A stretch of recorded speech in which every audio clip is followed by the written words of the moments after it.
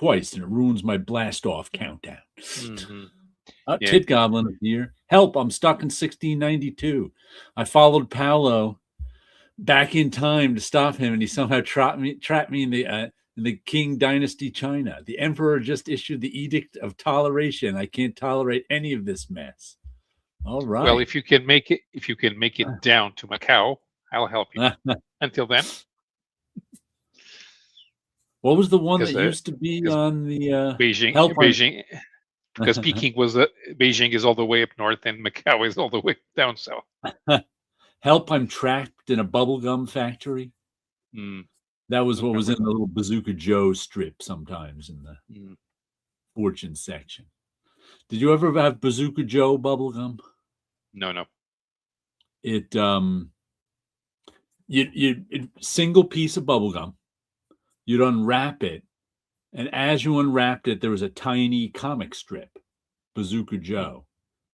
And at the bottom of the comic, regular, like 3-4 panel comic strip. I don't even remember. You can probably find them online somewhere, probably. Someone scanned them in.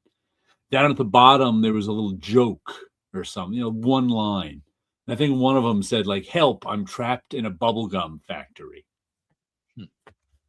That's the one joke I remember from Bazooka Joe. Yeah, no, we have a chewing gum brand called Gorilla, and back in the day, they can't do it now because of food regulations. But back in the day, they came wrapped in a plastic coated paper, really soft. You could fold it. And those would be a collection of something. They would be newspaper. They would be airplanes or military figures, and you'd have to collect them all. And there were usually about 40. So you had to eat a lot of gum. We once Bazooka Joe was a solid piece of bubble gum too. I mean, it was good bubble gum, unless you got the stale version, which you were taking your chances when I think it was a nickel for a piece of Bazooka Joe. Well, you were taking your chances at some stores. Their Bazooka Joe was there for a long while. But I think it was when I was in college, probably my either my junior or senior year, we decided, because also on Bazooka Joe, you could send away for Bazooka Joe T-shirts. So you had to send back, $10 and so many Bazooka Joe wrappers. So we decided to do that. There was like half a dozen of us. We were like, yeah, we'll have a Bazooka Joe party. So we did it. My friend Denise kept track of it all, sent it back.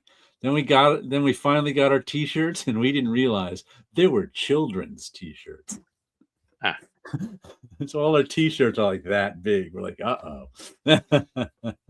This ruins our Bazooka Joe T-shirt party. But yeah, Bazooka Joe comics were, a pop culture thing where everybody used to read comics. I don't know, 60s, 70s. I don't know when they stopped. But I remember in the 90s, article, I think they stopped putting comics in them.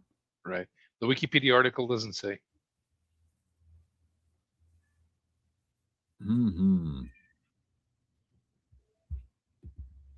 Tit Goblin says, luckiest thing. My own 7:30 Newfoundland time zone always knocks me back to the present. Bazooka Joe was 5 cents here. It's probably 25 cents now. Yeah, I think they were a nickel. Back way back when. Yeah. I can't remember the last time I chewed gum. I think I chewed gum yesterday. I occasionally chew gum just when I want something with flavor and don't want to eat. And I chew gum for about 5 minutes and throw it away. Not like I chewed for a long time. Oh, yeah. Back in the day, you maximized the flavor. Chew it all. Sometimes you'd be playing baseball and it'd be tasting like dirt from the infield. Oh, yeah. That would happen. How long have you been chewing that gum? 2 hours? That could possibly taste like anything. Shut up, you don't know. It's a famous song. What is the name of it? does your bubblegum lose its flavor on the bedpost overnight? Yes. Because you chew your gum, you put it on the bedpost and then pick it up and chew it in the morning. No. Yeah, I think that was before my time even.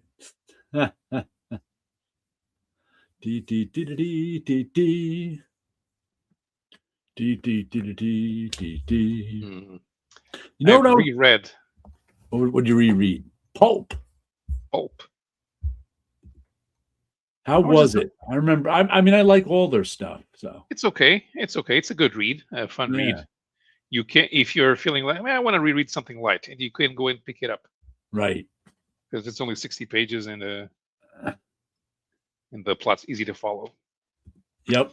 But of course, yes, it's their usual art style and very expressive. Oh yeah, Sean Phillips. Mm-hmm. Some good stuff. Like I said, one of the most impressive art things I saw Sean Phillips pull out was you know his series The Fade Out. That was the one that was about like 1940s Hollywood. And there were some women in there who worked in the office, and they were good-looking women. And then there were some women in there who were movie stars because it was Hollywood. And there was a distinction between those two. Like I've never seen anybody draw that, because usually when someone draws women, they're all kind of the same attractiveness. Like all Jim Lee's women are the same attractiveness. He's drawn them all hot. All, unless you have to specifically draw an ugly woman, and then they're a caricature. So it's like, all John Romita's women were pretty. But he managed to draw the distinction between a general pretty woman and a movie star in such a way that it struck me as I was reading. I was like, oh, she's a movie star. Look at her. And I'd just never seen that before in a comic book. That was probably the first time I've seen that. Let's see. Tit Goblin says the comics were always too off-printed and blurry, but to never really read. Plus, they were not funny at all. The Bazooka Joe comics. Yeah, they were tough to read. Good evening, comic book degenerates. Good evening, comic crack. That says. I got Prado's Streak of Chalk this week, Paolo. Not a bad read overall. Okay, yeah. Yeah, I actually don't have any of Prado's big graphic novels, because whenever I think of Miguel Ancho Prado, is an author from Spain, from Galicia, and he's a regular guest on comic book shows over here. He's close enough. And whenever I think of him, I think of all the short stories he's produced, where he does that Kafkian take on things that happen in every day. I got a book here, so let me take it out. It's, of course, it's under a pile of everything else.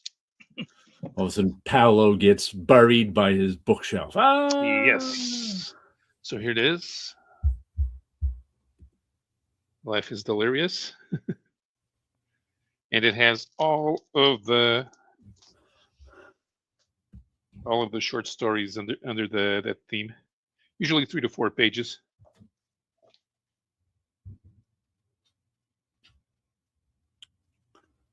And the fun part is in the writing more than the art, because the art's good, but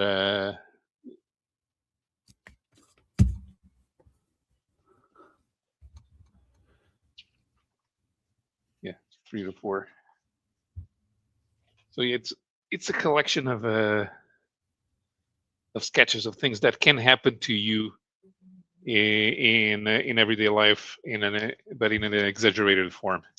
And this one is kind of thick. So it's I became familiar with Prado when he appeared in a few magazines that serialized European comics, and of course these being 3 or 4 pages, right? Yeah, that's what you usually get more of with Prado. Right. Comic Crack says, I think that's what I loved about Tangents, a collection of short stories. That's good art. Yeah, it is. Yeah, it is. I like his art very much. Even here on the back cover, you you can see the faces. Let's see. Oh yeah. I was thinking of Comic Crack this week in my LCS when I was making the argument to a few of my fellow customers. It was about what was it? World Tree, the latest issue of World Tree, I think from last week, had full frontal male nudity in it, and I was like, "That's the sign of a good comic."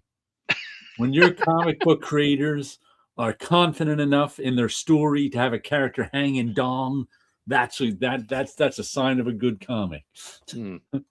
They were not buying my argument. They like they don't like any hanging dong in their comic books. I question their taste. Right. Wilson's here. Hello there. Hey, what's up? Ooh, how's it going? All righty. All righty. Did you make it to the comic shop this week?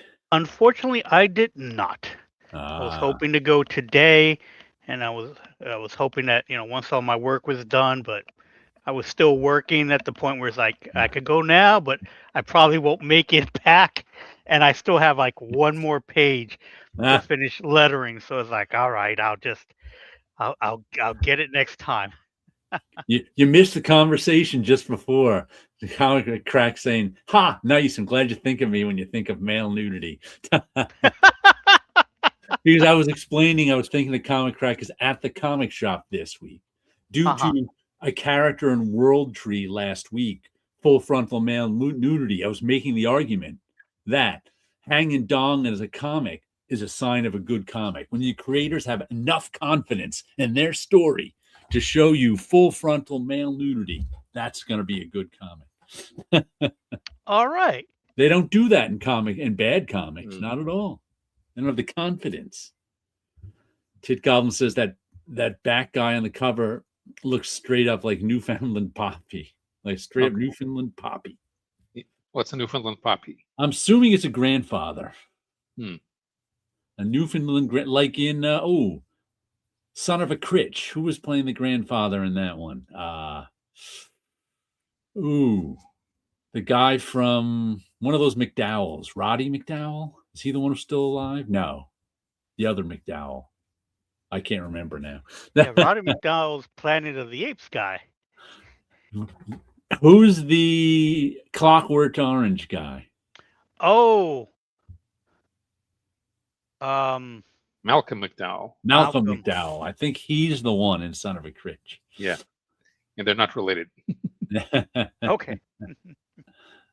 One of the comics that I got this week, I just had to look at before I came on the show because I couldn't remember a thing about it. I think it was the first comic I read on Wednesday. And it's not a Bendis comic, is it? Nope, it's Of the Earth. It's a Chris Condon wrote it. Charlie Adler is the artist. That's why I got it. I'm sticking with it because I'm a Charlie Adler fan. Andrew Elrich is the colorist, right? Letters by Hassan Atsmain El Haug. Oh, colors by Pip Martin. It's written by both Chris Condon and Andrew Elrich. But it's Tales of the Wildcatter Myth. I have never heard of a wildcatter before. Neither have I. I think if they're not making it up for this, I don't know about it because I'm not in oil country. They're not. If you remember seeing STP cars during the 70s, during the 70s in the Indy 500, the cars were called Wildcats because the team owner, Pat Patrick, was a wildcatter in Texas. Well, I know what a wildcatter is, the person. A wildcatter is like an independent oil man. They've got they've got their own oil derrick, oil drills. I know what that is.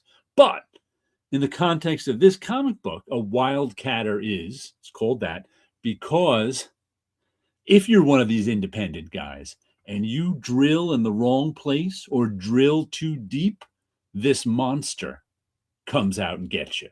Sort of like a Bigfoot story. I've never heard that story before. I don't know if it existed, but they give a 2-page introduction that says that. And then the story, it's really like the story is about this young woman. There she is right there. Mhm. And she's running from something and going. I think her grandmother raised her, and she hasn't talked to her grandmother in a while. So she's driving back to meet her she gets stopped by a cop. There's like all this slice of life stuff happened. There's I assume a coyote or a dog in the road. I'm not sure which it is. Then there's a whole encounter with that.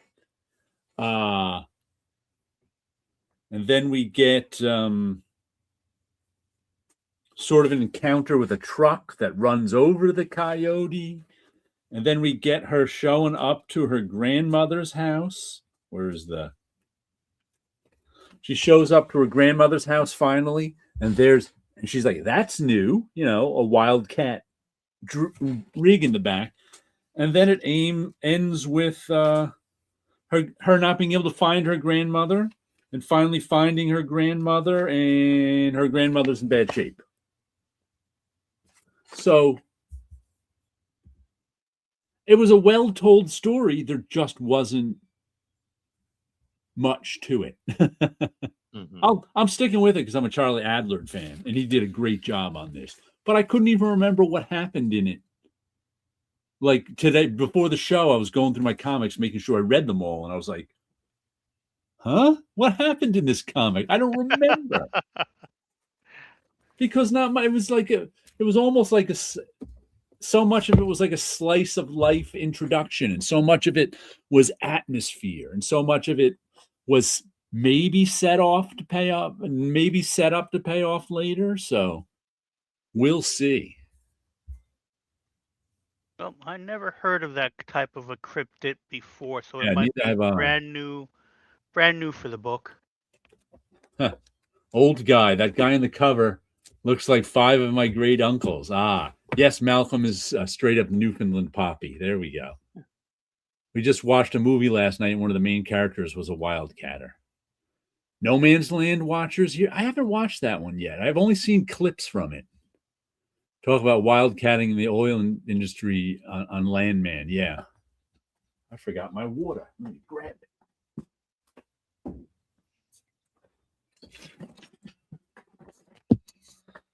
Yeah, I never heard of Wildcat the cryptid.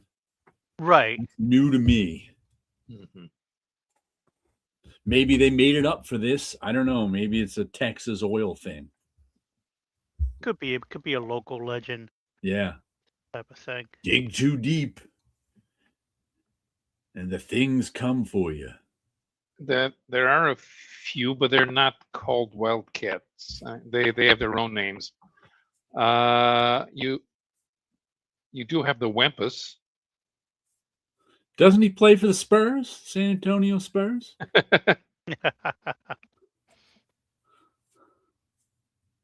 Could have sworn I just saw him in the playoffs.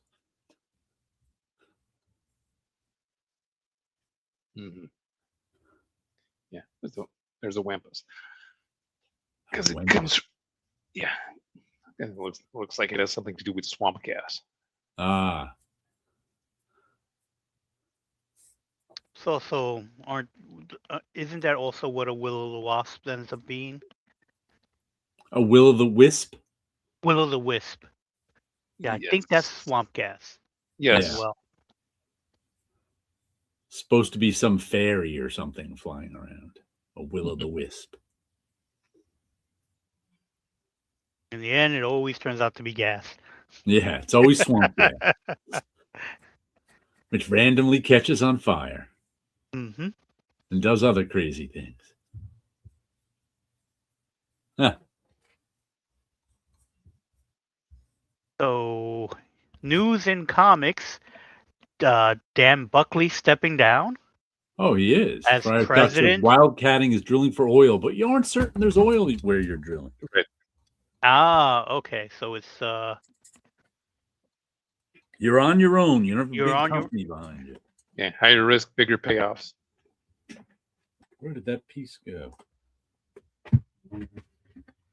Yeah, I saw Dan Buckley, and as president, he's being replaced by a movie guy, and Oh yeah, so as something. publisher, is not being replaced. Huh. I saw There's something no- about the movie guy, but I didn't realize Dan Buckley was stepping down. Guess they're Yeah. getting rid of all the comic people. That's what it seems like.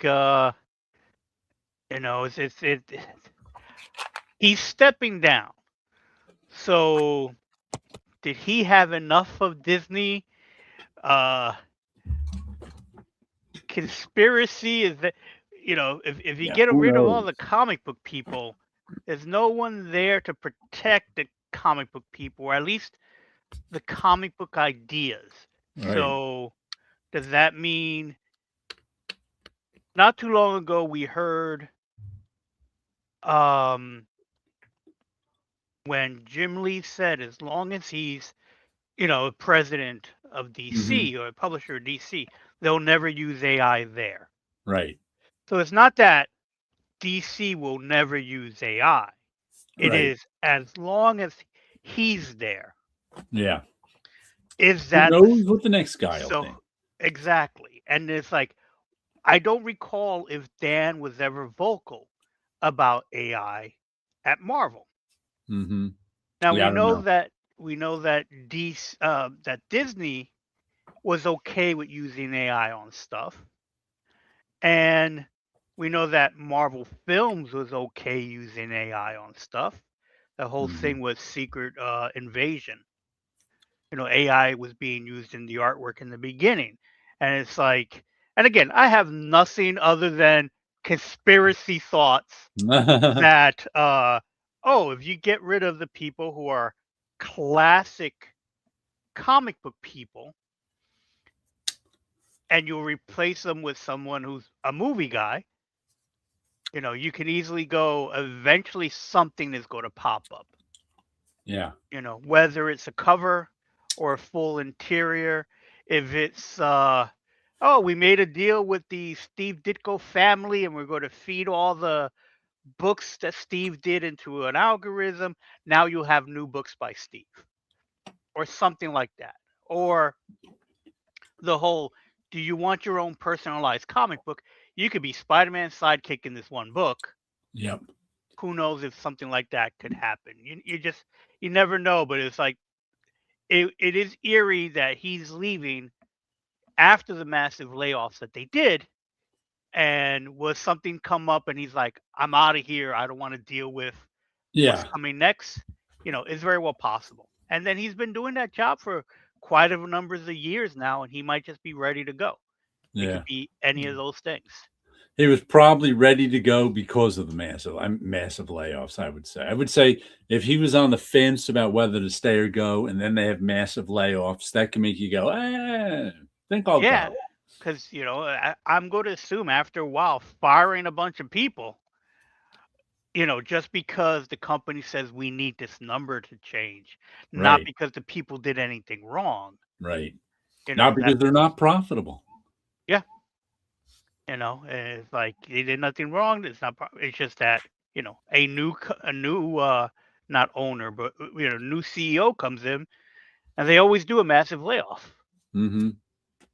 So it's like he might have just had enough of it, but who knows? Right. No conspiracy, just enough. Enough is enough. Exactly. I do wonder if they have an interest in keeping the comics closer to what's happening in the movies. If that means that they're reducing the line. That's a possibility. But you can't. As well. Movies move so slowly that keeping the comics in line with the movies is like trying to keep a race car in line with a bus route. Mm-hmm. Why have a race car if it can't go faster than a bus route? What's the point? So I think they'd have a hard time doing that. Sleepy's with us. Greetings. Yes. What's up? And cryptid may have something to do with the other part of the book. I enjoyed it. I just couldn't even remember. I got to get some more issues. Like I'm a Charlie Adler fan, so I'm getting more issues of that one. Definitely.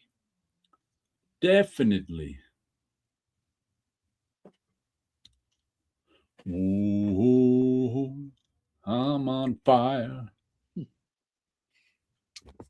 No Let's Absolute see. Green Arrow. I did not get Absolute Green Arrow. Can you believe it? The hot book of the week. Oh, that Yeah. came out this week? Oh. So just for my collection of production oddities, obviously if this can come across on the screen, I picked up, where is it? Daredevil #1, second printing. Came out last week. Let me see if I can show this to you. See if you can see the impressions on the cover. Let me see if I can get the light just right. Whoops. Oh yeah. You can see the waves. Yeah. But can you see the lines in his face? Yes. It looks like letters. That's the logo from the back side. Huh. So somehow that got pressed down so hard that it like embossed the cover. Look. I don't think I've ever seen that before. No, not at all. You could follow the whole. You can follow the whole logo. It's more than the letters. The outline is there as well. Yeah. Is that oversaturation? Or... Huh. I don't know what that is. I've never seen it before. That is so weird. You can feel it too. It's definitely like embossed. Almost. Yeah, it's like when I rub my hands on it, I can feel the ridges a little bit. Maybe they wanted you to feel like Daredevil. Maybe. Cover. That is wild. Like I said, I bought the comic itself was pretty mediocre. Okay. It was just, a Daredevil story where they're just trying to relaunch Daredevil. It's your usual setup, introducing. There was nothing about the comic to make me want to read any more of this. It wasn't terrible or anything. It just wasn't. But it's going in my collection of production oddities because I don't know what that is.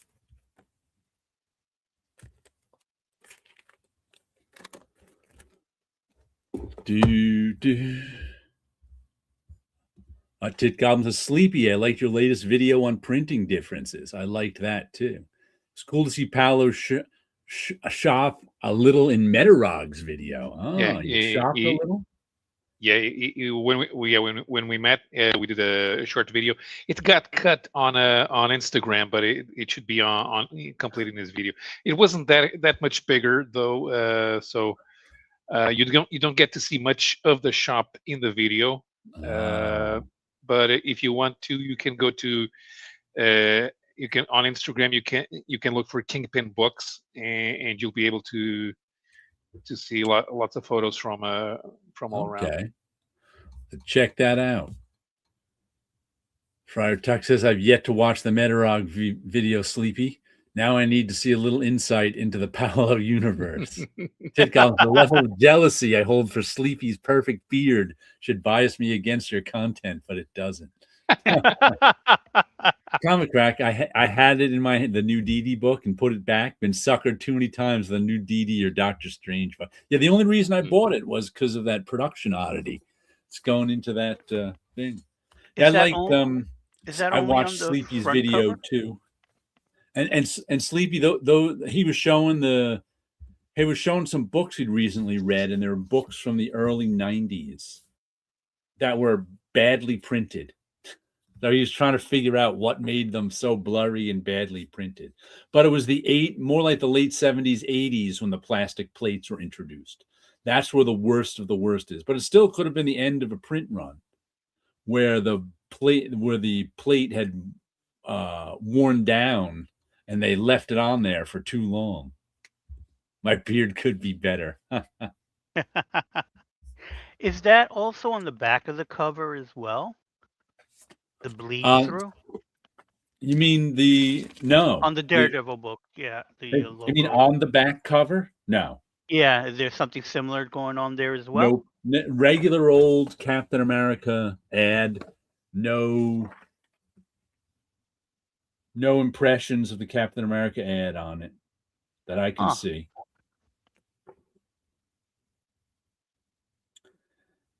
I don't know what to call that. Let's see. We can see a little bit of the impressions of the Daredevil logo on the inside front cover. Yeah, that's something new to me.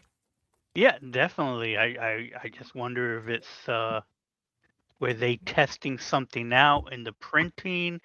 If it was, or maybe it's a thinner paper. They're seeing how thin they could possibly go with it.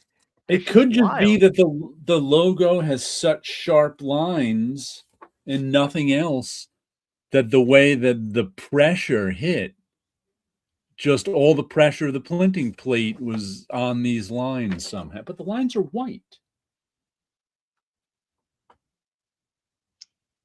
So if the lines are white, that means they can't be raised. Right, because it's the white of the paper. Right. But there's a little bit of chrome technique on the lines too. So there's a little bit of color in there. I don't know. It's just so weird. I wonder how old are the presses where they print the comics? Because I doubt they're new. Yeah, isn't that one of the reasons that we may see those lines, because they're becoming uneven at the corners? I don't know enough of the presses. Yeah, I don't know. Corners look sharp. I mean, to be honest, I don't even know not on the current press machine. Yeah. Which corners you talk about, Paolo? On the corners of the presses at the printer, because when they when it comes down. Yeah, because if they're becoming worn on more pressure in the center than at the edges. Yes. I keep dropping my little foam rings tonight. Yeah, it says, Tit Goblin says, I bet those pressing machines are all run by people that don't care to calibrate it right, or it's all automated wrong. Could be. Also possible, yeah. Like I said, that's just I've never seen that particular thing before, so it was interesting to me. Shouldn't all you production guys be more aware of what goes on at the printers? No. Yeah, because we don't get to be there. We don't. That's a whole different job. Once in a while, and I only know this from Marvel, they'll fly out one person to the boss usually. The big boss. Like I remember, Dan had flown out a few times. Right. To go to the to the actual physical printers, but I haven't been to a physical print shop since the late 80s, and that was more of a local print shop that my family members knew, and so I have no idea how modern comics, what the machines actually look like. To put it in racing terms, it's sort of like how the pit crew and mechanics on a race team don't really know that much about how the parts are manufactured. They may know something because they got to know about the parts. Yeah, because when I moved to the motorsport newspaper, we were still not fully integrated into the big media company. So one of our production guys, it was actually not a production guy; he was an archivist. No. But he was the one that went to the printer to check if the things were being calibrated, to see if the colors were correct. When we became fully integrated into the big media company, that guy was let go because he was redundant. And we had the company had their own pre-press department. Right. So after we were done with the paper, it would go to them, and they were the ones who went to the printers. Mm-hmm. And to be honest, I've been away. I've been so far away from the way things are done.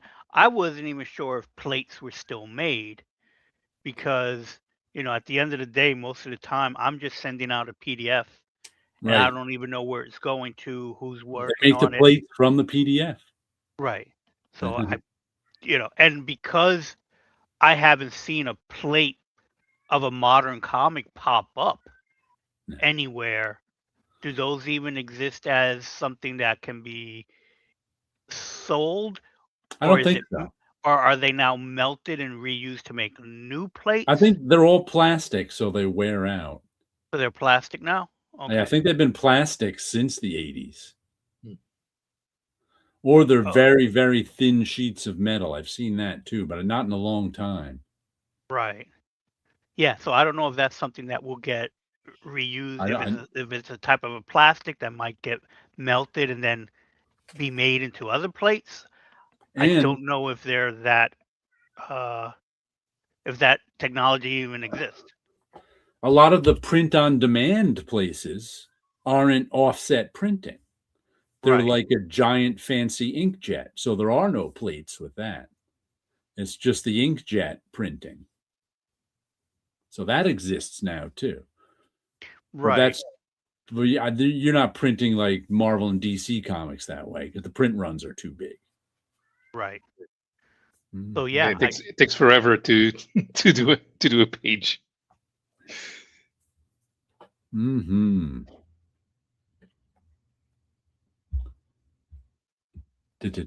How do modern digital presses work? Are there still plates? I think there are. They make the plates, but like I said, there's also print-on-demand stuff are Chinese. So there's there's still offset presses. An offset just means that there's a printing plate, that the paper goes up against the plate. But like I said, the ones that are just inkjet printers aren't that. Tit Goblin. I had a visit to a printer with my dad as a kid from time to time and accidentally dropped a whole donut into the giant printing machine and didn't tell anyone. Well, until now. That's fantastic. Whoop, it just got squished. Comic Crack says, speaking of printing, Colin has moved to print on demand, has a new website for Canon, and is now offering PDF copies of his magazines. Well, now that he's an Eisner nominee, he's got to get those digital versions going. Okay. That's good to know. Yeah, I can finally spend some couple money bucks and get it. There you go. And I got an omnibus this week. Oh yeah? Ooh. I haven't gotten one of those in a while. Captain America #4. The Jack Kirby omnibus. And I got that $40 shipped and taxed. And I used to have this one, but then it went out of print and rose up in price. So I sold my copy. Then I just saw it on eBay, $40. And picked it up. This is the first Jack Kirby written stuff I had ever read. Some YouTuber in Canada should go visit the printing company to see how the comics are printed now. No, I don't have a collection of that. It's probably the only relevant Kirby thing that no, it's not the only relevant Kirby thing that I don't have, but it's the only relevant Kirby Marvel thing that I don't have. When I heard about Kiss Blood in the comic, I was like, meh, it's no donut. Kirby craziness, yeah. Honestly, I'd love to. Yeah, I'd love to go to the printer. But this is I think it was issue when I was a kid. I was probably 10, 11. It was issue, I think 207 was the first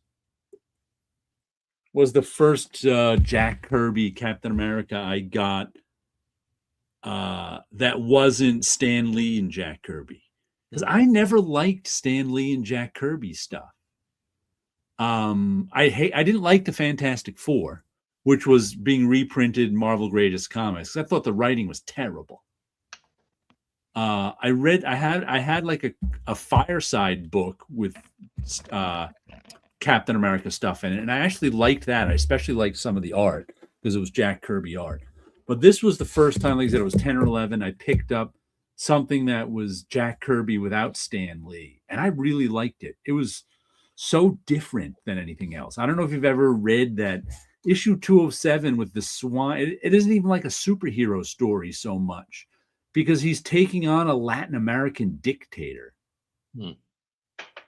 who was just creepy and cruel. So, and then I bought this till the end, I think it was. And then I went and got the Mad Bomb stuff and liked that too. But I want to read this again. I haven't read it in so many years, but this is the one that made me like Jack Kirby. That made me go, I like this. I like Jack Kirby's stuff. One thing that and one thing that I find odd is that it's the only thing that by Kirby at the time that is inked by Mike Royer. That's Frank Giacoia. Right. And of course, Giacoia had been one of Kirby's inkers back in the 60s. So it kind of makes sense that you want to do something that looks familiar. Even though I prefer the Chickstone inking Captain America, but yeah, it's to me it's kind of weird because he was using Royer for everything else. This was inked, like I said, mostly Giacoia. 2 issues by D. Bruce Berry. Lots of people in the bicentennial battles. Mike Royer did 4 issues near the end. Dan Green did an issue by the end. And Tartaglione did annual number 4. Have I ever seen annual number 4? I don't think I've ever seen annual number 4. It's got Magneto on the cover. The only thing I have is a modern reprint of the bicentennial battles. Yeah, I don't know if I've read any books in that era. That's the book that made me like Jack Kirby's work. Because like I said, I always, having had nothing but disdain for the lousy writing of the Fantastic Four. Well, of course, now Kirby. We know that Stan was downgrading the writing. Yeah. Because I was never a fan of Stan Lee's writing. To me, Stan Lee was that cliched uncle still trying to be hip and cool. Mm-hmm. That's how Stan Lee read to me. Let's see. Sleepy says, what writers did you like during your superhero reading days, Jared? Who was better than Stan? You know what? I was just trying to remember that. I in my little notebook here, I was writing down, I was trying to remember which writers I liked from my childhood at Marvel. And I would have to say, first of all, it is so artist dependent, a lot of it, because there's writers I generally liked their stuff. And then there are other writers who are artist dependent. Like my Marvel 1970s writers I liked. Steve Gerber was probably one of my favorites. I liked his stuff. Chris Claremont was another one.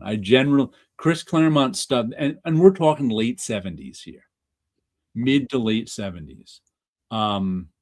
Jack Kirby's right. But then it's tough to like 2 writers I liked were Jack Kirby and Jim Starlin. But in my mind, they weren't really writers in that they wrote for themselves. They were cartoonists. At that time, you didn't read Jack Kirby writing for someone else. Right. You didn't read Jim Starlin writing for someone else. Yeah. What was, I'm trying to think what was the first thing that Jim Starlin wrote for somebody else. And I think it was Batman. Yeah, I don't even remember his Batman. When the death of Robin. Okay, he did that. Yeah, I was paying no attention to that. So So it's probably you have to wait until the mid-80s until Starlin is finally writing for somebody else on a regular basis, because usually he either plotted and drew or he wrote for himself. And then I've got like Don McGregor. Mm-hmm. But what did he do besides Black Panther? I mean, I liked his to say I liked his writing is kind of like it never comes up. Yeah, I did. I loved Black Panther. Didn't Don McGregor write some Werewolf by Night? But nobody likes Werewolf by Night. Ragama. And a solid writer I thought was Roger Stern. Yeah, but he only comes in the late 70s. Yeah, he wasn't that. I liked Bill Mantlo was another solid guy. Well, Marv Wolfman was good, and Marv Wolfman was better than Len Wein. Problem with when I was thinking about Marv Wolfman, he's very artist dependent for me. Oh, McGregor did Killraven too. Okay, I liked Killraven. Hmm. So I liked McGregor, but like Wolfman, I liked on Tomb of Dracula, but a lot of that was Gene Colan. And Wolfman, I of course liked on the Teen Titans, but I can't think of anything else that Wolfman's done. Spider-Man. I know he's written a ton of stuff, but all those Len Wein, Marv Wolfman to an extent, Jerry Conway, they were all kind of interchangeable for me. They were Roy Thomas, he was interchangeable but wordy. They were all kind of interchangeable. They were just writers who I didn't pay that much attention to. Someone had to write the comic, but I was there for the artists kind of thing. I'm kind of in the same boat with you. It was like you named all those people, and it's like I know I read them all. Yeah. Especially because they were all on Spider-Man at one point or another. But I couldn't tell you by looking at the comic book cover which one was written by whom. Like who wrote Spider-Man from like 1976 to 1982? I don't know. Len Wein wrote some. Gary Conway wrote some. I read all those books. I could tell you who did the art by looking at the cover, but I couldn't tell you who did the writing. You can tell when Roger Stern was there. I was going to say, I think Roger Stern did that, and of course, J.M. DeMatteis. You can tell when J.M. DeMatteis. I liked his, but I liked his. What did he do? Like Moonshadow. Mm-hmm. He did some Defenders, but the art on it wasn't good, so I didn't enjoy that. It had like Don Perlin maybe in the art. I was just not. It was before Don Perlin. I can't remember who the artist was, but I wasn't a fan of the DeMatteis. Mm-hmm. And who wrote Rom? Was that Mantlo? It was Mantlo. Once again, solid, but he had Sal Buscema there, right?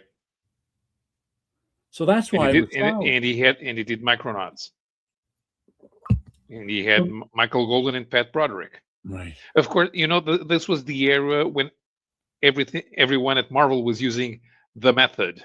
Right. So you let the artist handle a lot of the baggage.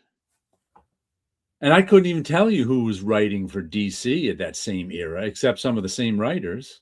But like, I couldn't. I bought Teen Titans. I liked Teen Titans. I couldn't tell you. I don't remember one Teen Titans storyline now. I remember pictures, because George Perez drew some terrific pictures, some terrific covers. That Doom Patrol cover was my introduction to the Doom Patrol, and I still love that cover. The one with the Teen Titans have flashlights, and they're discovering Robot Man strung up in the woods by vines and stuff. Terrific cover. I remember Trigon the Terrible. What a great visual he was. Mm-hmm. But as far as the stories, I don't remember them at all. I remember like the Judas Contract, because that was also the biggest. That was the biggest story of that time. But that's when I was just also kind of starting, so I was paying more attention. But again, I paid attention that it was George Perez. It just happened to be Marv Wolfman that I learned, I think, later, kind of a thing where it's like, oh yeah, he was part of that storyline. Like Steve Gerber, Guardians of the Galaxy, I remember that. Mm-hmm. His Defenders stuff, I remember some of that. The Headmen. And, the Defenders that he was writing, I think it was Sal Buscema on art and some of that, but not the greatest. Sal Buscema's Rom was better than his Defenders, I think. Sal Buscema inked Rom, then Joe Sinnott inked his own art on Rom, but there's also some Joe Sinnott in there. And then you have those guys who work together, Ian Aiken and Brian Garvey, and they kind of changed the visuals a little bit because it doesn't. You can tell it's Cell from the layouts, but they altered the art quite a bit. And like I said, Chris Claremont, I was a huge X-Men fan. Yeah. And his stuff, Claremont stuff with on the X-Men with Cockrum was solid, but the Byrne was the magical stuff.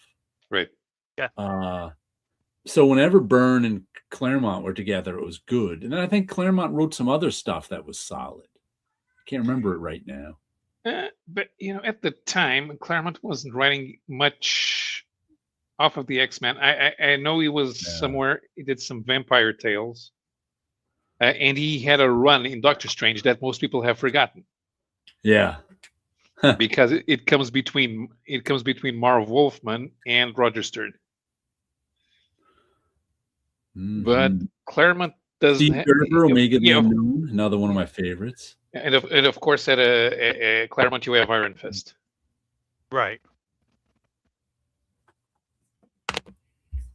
Let's see. Titcom, Roy Thomas would write the Avengers, and Dave Thomas could make a Bandicooter, but Dave couldn't write the Avengers, and Roy would make a crappy hamburger. I cannot think about that. No way. That's too confusing. Ooh.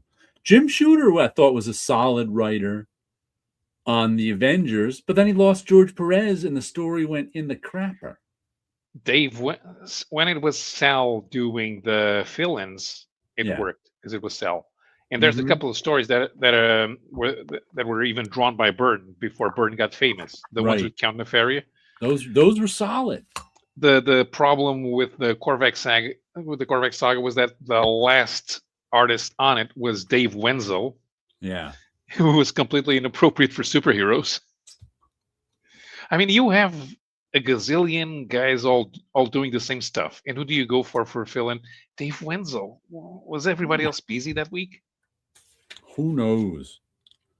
Oh, and then Macchio and Grunwald on Marvel 2-in-1. I enjoyed them when they were co-writing it together. That's just like one little section. Because I don't know if it's the Project Pegasus stuff from Marvel 2-in-1. It was the only time. Once again, they had Perez and Byrne for a bit of that. So that kind of helps. But the writing on it was good too.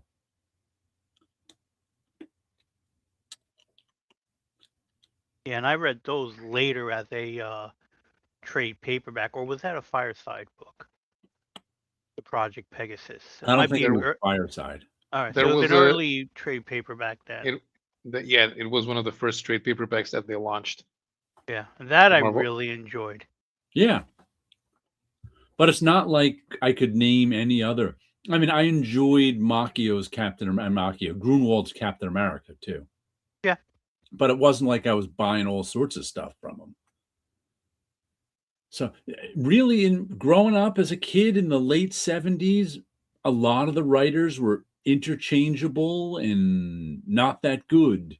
It was the artists who were the draw. And it wasn't until Alan Moore came along that kind of changed. Because Alan Moore was the first writer to be mentioned in a price guide. Because before Alan Moore, if you look at all the price guides, it was the artists who drove the price of a book. First John Byrne issue, price of the book goes up. First George Perez issue, price of the book goes up. No writer had that power. And, I could see why. It was just kind of, so much of it was and DC was a lot blander than Marvel. Whoever was writing for them. It's funny, Sleepy asked that question just when I was writing this list. Just when I happened to think about it this week. I guess you'd have to, Steve Gerber might be my favorite late 70s Marvel writer. Steve Englehart, too. I forgot him. I liked some of his stuff. I was revisiting Steve Englehart's Celestial Madonna sagas, and there's like three or four. Yeah, there's like 3 or 4 issues in a row where nothing happens. It's nuts. But I reread it a few years ago, a bit of it, because I had the collected editions. I was just like, this is so 1970s dull. It wasn't really Steve Englehart is less dull than the other guys I mentioned, but he's not. If I saw Steve Englehart was the writer, I'd go, oh, good. But he wasn't like a favorite like Steve Gerber or Jim Starlin or. But like I put Starlin and Kirby in their own little. Because they weren't writing for anyone else. They get their own little section. So when you ask me who my favorite writer, it's like, well, guess those two, because I loved everything they did, but they weren't writing but for themselves. Mm-hmm. Who wrote Omega the Unknown? That was Steve Gerber. And I think Mary Screens, I think, was writing it with them. Yeah, she did 1 or 2 issues, I think. Yeah. Mm-hmm. Of course, the book got canceled, and we never found out what the ending was supposed to be. They've wrapped it up in the Defenders in a terrible way. Oh yeah, it's the usual. Okay, let's blow up a child again. That's another guy who was okay. David Anthony Kraft, Dak. He showed up in a couple of things, like the Defenders. Did an okay job. Yeah, he would come flit in and out. I think he was there more for editorial, because the first things he did at Marvel was text features in the black and white magazines. Mm-hmm. And he had a journalist background. But like I bought Spider-Man from somewhere around issue 165 up until issue, I don't know, 250 maybe, right after the black suit. Was there ever an outstanding Spider-Man in there? The 2 issues where he fights the Juggernaut, which are Roger Stern and J.R. Jr. Yeah, they were okay. Those are good issues. The one good issue of Spectacular was when John Byrne took it over for 1 issue. He was supposed to stay on. Oh, then Frank Miller, of course.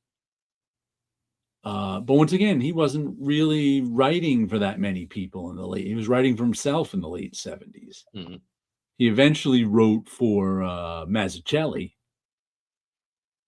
But that was later. Well, that was later. Because even Wolverine, and Wolverine is like, it's a Claremont Miller collaboration, but everything about that book screams Miller. Yeah. Ninjas. Mm-hmm. Japan. Ninjas, Japan. Even Yukio, even the and the way that story is set up, the storytelling, that thing, it's the same as what he was doing on Daredevil. At best, Claremont was telling, so this happens, draw it or whatever you want. Yeah, I can see that being more, Chris doing the dialogue kind of a thing to it, where Frank was more about telling a particular story that he must have had in mind. Was that, when does Frank actually start writing? Yeah, he was writing on Daredevil. He was already writing on Daredevil? Yeah, because who was it? Was it Roger Stern who was the writer? No, it was Roger McKenzie. Roger McKenzie. I forgot about him. And now, everybody forgets about Roger McKenzie. And he did a good job, but he only wrote maybe the first half dozen Frank Miller stories on Daredevil, and then Frank Miller took over. Yeah, Frank Miller started plotting around 164, I think, and 168 is fully written because it's the first Elektra. Ah, okay. There's a couple of, in the Punisher issues, there's a couple who are still co-plotted by McKenzie. because those were two issues which had been those issues had been rejected by the Comics Code, and they had to rewrite them. And what's his name? Oh, Bruce Jones with Brent Anderson did Kazar, but that was the 80s, right? Yeah. Did Bruce Jones write anything in the 70s? I don't remember him being there. Bruce Jones was a Warren Magazine's guy. Was a what? He was from Warren Magazines. Okay. He didn't do much in the majors.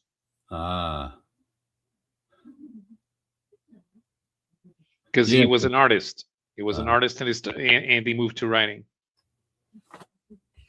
Because there's more money in it. Comics Progressive. Hello, gents. Better late than never. That's my motto. Absolutely. Miller must have been the co-plotter, at least. Yeah, of the Wolverine thing. Yeah. First Wolverine mini. Bruce Jones was Indies and Warren, Sleepy Reader said. Yeah, I don't remember seeing him before Kazar, now that I think back. Yeah, so let's check Mike's Amazing World. Yes. Black and white. There's an Our Fighting Forces story here. Hi, Donald. One story. Sleepy. The Comics Progressive. He has one story in a Red Circle Sorcery at Archie, which was probably the last time they did a proper horror book. Then it's even at Marvel, he starts doing the Unknown Worlds of Science Fiction. So it's magazines. Red Sonja. Right. He does the Red Sonja stories at Marvel Feature. Creepy Vampirella, Creepy Captain Eerie Vampirella. He's here. Indiana Jones had a rabbit warren, possibly. Yeah, so it's all black and white. Warren, and we have Kazar in 1980. So hold on a sec.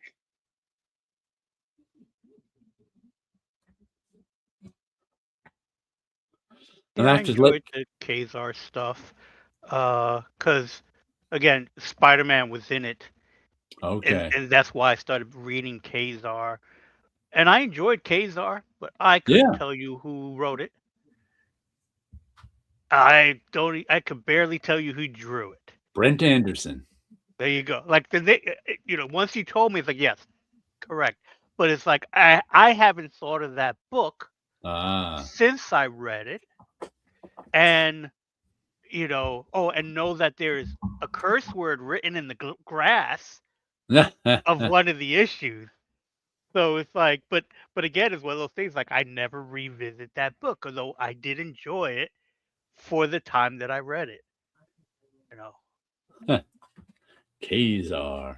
I want to tell Captain Finity, one of the TV shows I've been watching, suddenly turned into some kind of time travel TV show. It's the show, what's it called? Paradise. Oh, yes.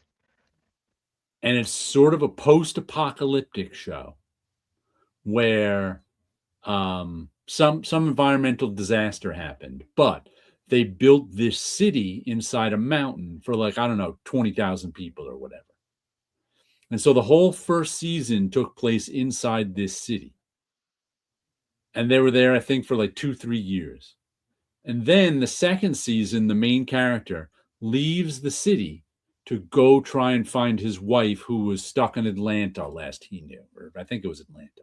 Yes. So this whole second season, some of it's taking place in the city, some of it's taking place outside the city.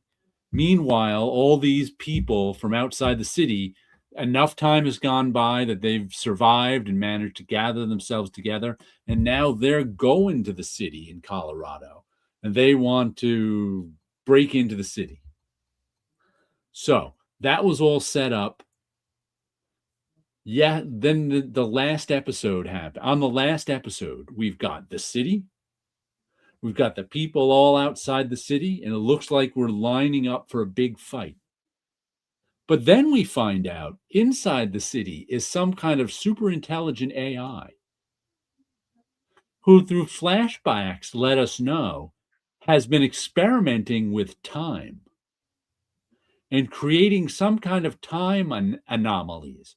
So now we find out like the leader of the outside guys might be the dead son of the leader of the inside, except back to life through some time anomaly. And now at the last one, we find out that like the leader of the guy who was like off trying to find his wife now has to go someplace else and reverse time. And I'm like, where did this time travel come from?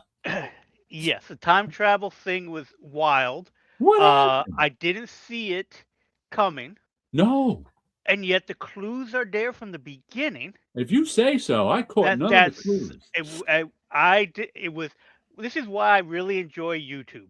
You okay? They'll point out these Right. little things that meant nothing to me, and I realized yes. So the disaster that happened was the caldera exploded, the Yellowstone caldera. Oh, that was the Exploded. disaster. That was the disaster. You don't really get it right away. It takes Right. a while to find out because the show picks up already inside this place. And you get flashbacks, but you don't get the full flashbacks. The little things that are going Yeah. on.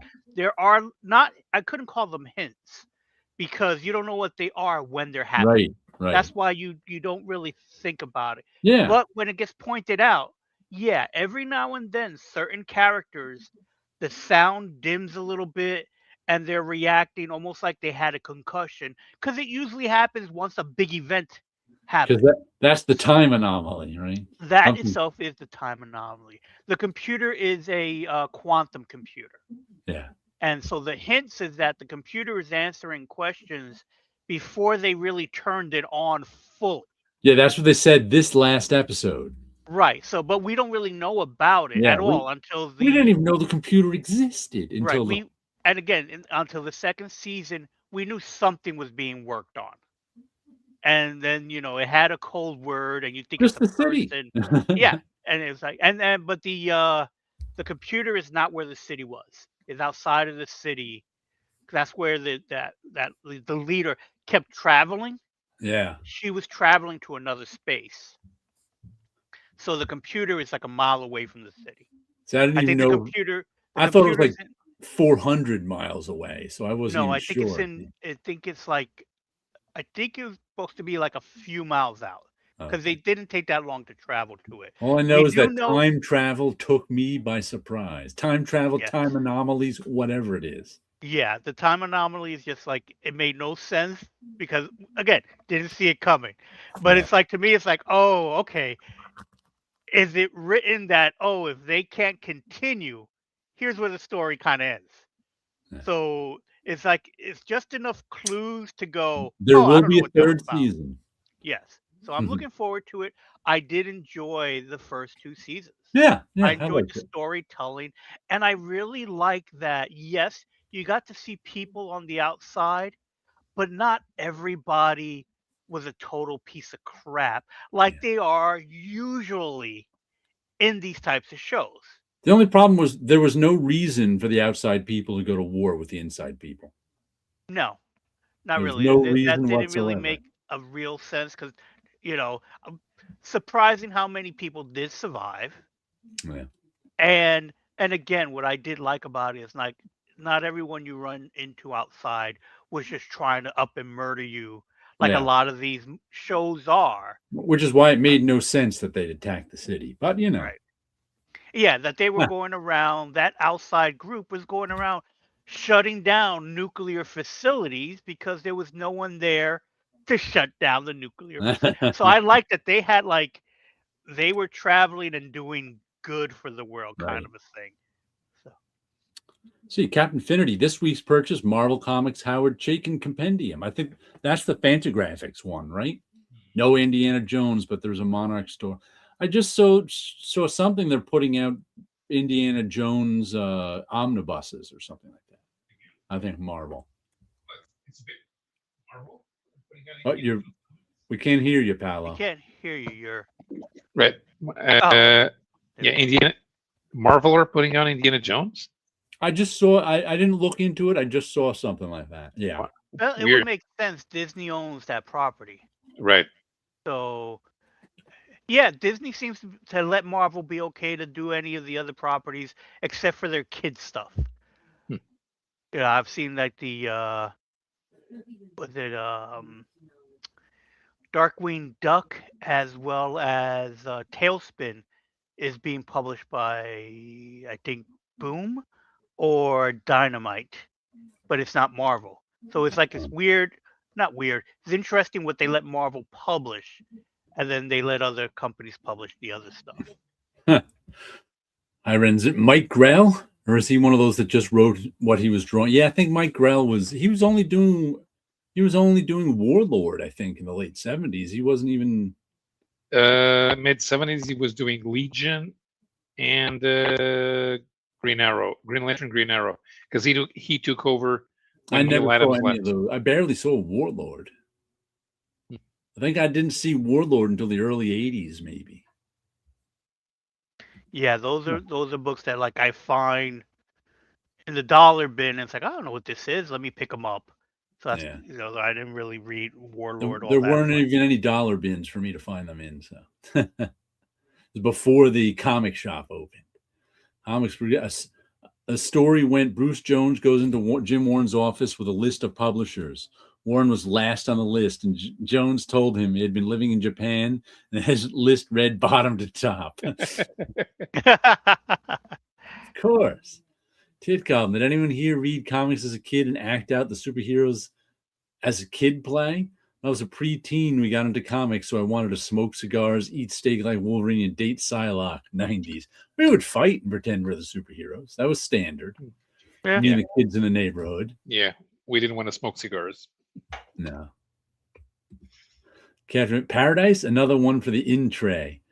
If they try and change the past of using a warrant for their arrest, I don't know what they're trying. They only introduced the time travel element in the last episode of season 2. And it was time anomalies. I don't even know if it's time travel. I don't know what it is. Yeah, it was anomalies where I don't know if it suggested that we saw all the changes that could be made already happen.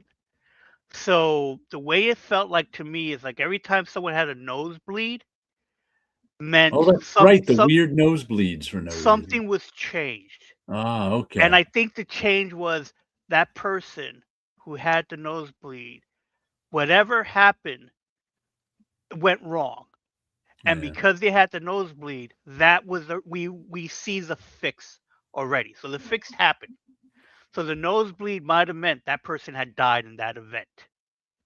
But because they had the nosebleed, that's where the change happened. Right. So to us, we don't get to see the change because the change happened. And that was the anomaly that here's where the change would have happened. And now we're seeing it from that point. So for us, we never saw it because the change happened. That's the way it was kind of like, and again, YouTube theorists that really went into it more than I did. Where it's like, okay, that seems to make sense to me that something was changed. So they may have not been able to make the big change, but they've been so far able to make little changes. Like I don't really believe that guy was the son, because wouldn't he have remembered his mother? I don't know. That kind of a thing. So it's anomaly. Who knows? It seems, yeah, exactly. And is it an anomaly as is they changed time, or is it one of those they switched to a time that it did get better? But I don't know. It's just, again, you're dealing with time traveling. I don't know what their rules are yet. Yeah, because it was only in one episode. Sleepy says Dynamite has those Disney books now. Yep. Mm-hmm. Captain Finney. Oh, and John Sable freelance compilation #2 with 3 on the way. I still have all my original John Sable issues. I haven't looked at them since the 80s. I may as well not have them. Sleepy says, yeah, Grell was one of the first thrown his lot with the Indies. Yeah, I jumped over there with, getting Star Slayer. Matter of fact, I just ordered a few random issues of Star Slayer off of eBay. Let's see. Indiana Jones Further Adventures book, hardcover, reprinting, Marvel Super Special. 18 to 30, and the further adventures from 1 to 16. Okay. Yeah, those are Range. those Oh are dear. Riders and Temple of Doom. Those super specials. 17 to 34, and The Last Crusade 1 to 4. Okay, so those are the 2 volumes. Both out at the end of September. Yeah, I saw a picture of 2 volumes of like omnibuses, and I was like, "There's that many Indiana Jones comics?" Yeah. I didn't even realize that Marvel put out that many. Yeah, I think. Yeah, I've the read the Brazilian first 2 publisher- Byrne ones, and then it was gone. Yeah, the Brazilian publisher stopped around issue number 8, I think.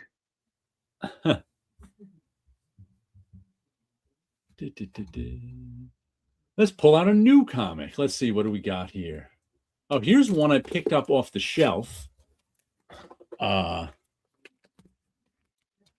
Speaking of Howard Chaykin, he's the writer on this.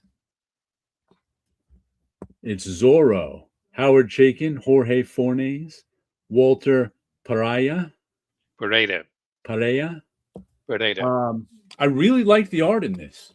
Are these Very, reprints or originals? very much looks influenced by Alex Toth. That Matter of cover fact, there may definitely be a does. swipe or two, or he's drawing the face so similar. But the main problem, I mean, that face looks like Alex Toth right there. Yeah. The main problem I have with it is I find Zorro stories boring. You just don't get it. I don't. Yeah, that once again looks very much like Alex Toth there, that face. Yeah, that's why I was asking, like, was this a reprint? Because looking at that cover, it's like, I've seen that before. I've Yeah. had to. You know, that looks like someone colored a black and white Toth image. Yeah, it's by Alien Books is publishing it. Like it, the art is terrific. I just Spanish California and corrupt this guy and priest. Seems to me every Zorro story has the same flavor to it, and the flavor's a little stale to me. That's all. I mean, there's nothing bad. I like the art is terrific. Lots of sword fights, lots of running from place to place, lots of, oh no, this guy betrayed me. Lots of the Spanish governor is corrupt and not living up to his duties. It's more interesting if you're familiar with the history pre-annexation. Yeah, I've just never been a Zorro guy, but terrific artwork, beautiful cover. I may check it out. Yeah, I do like the art of that. It's worth it for the artwork alone. And I'm a Zorro fan in general, so it's like, for me, I like it. Let's see. Oh yeah, the Chaykin Commandian is called Lost Marvels, but is indeed Fantagraphics. Damn, you're good. No, I just follow both Fantagraphics and Howard Chaykin on Facebook. And Fantagraphics is doing a lot of reprints that Marvel completely ignores on purpose. Let's see. It's Zorro a good thing. Toth's most prominent work, defeared. Yeah, I love Toth Zorro looking at it. Yeah. But reading it, it's all right. It's, some swashbuckling stuff here and there. Tit Goblin said, agreed, boring Zorro. It's no Lancelot Link secret chimp from Gold Key. I will have you know that Zorro is as exciting as the Phantom. 2 comics no Americans read. I enjoy the Phantom. Though I don't read it. But I do. It's like I like the character. I like the idea of the character, and the few things that I've read and watched of the Phantom, I enjoyed. You know what it is? They wouldn't let Chaykin have him hang dong. It would have been much more exciting if Howard Chaykin had the kind of freedom to have Zorro hang dong. It would have been a masterwork. More exciting story, no doubt. Iron's no Lady Rawhide equals boring Zorro.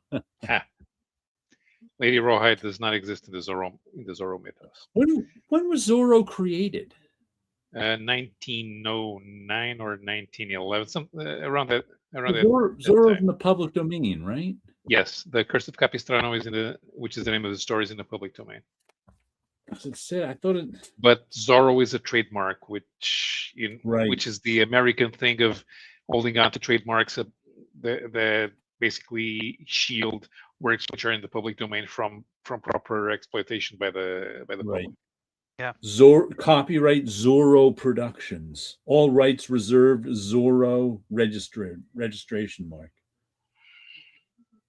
Weird. Printed in Canada, so let's get to that print shop. Yeah. Does that one have weird markings on the cover? No. The shape of it's got your usual. The black is too oversaturated, so it's a little wavy. Because we use die such cut cheap cover paper. Cut in a Z. That would have been perfect property for a die cut cover. A die cut cover in a Z would have been perfect. Yep. Instead, we don't know anything about comic production. Let's just buy the cheapest paper and put as much ink on it as possible, because that's the default. Yep. That's the fault of Photoshop's default black and nobody knowing it's too much ink for this cheapo paper.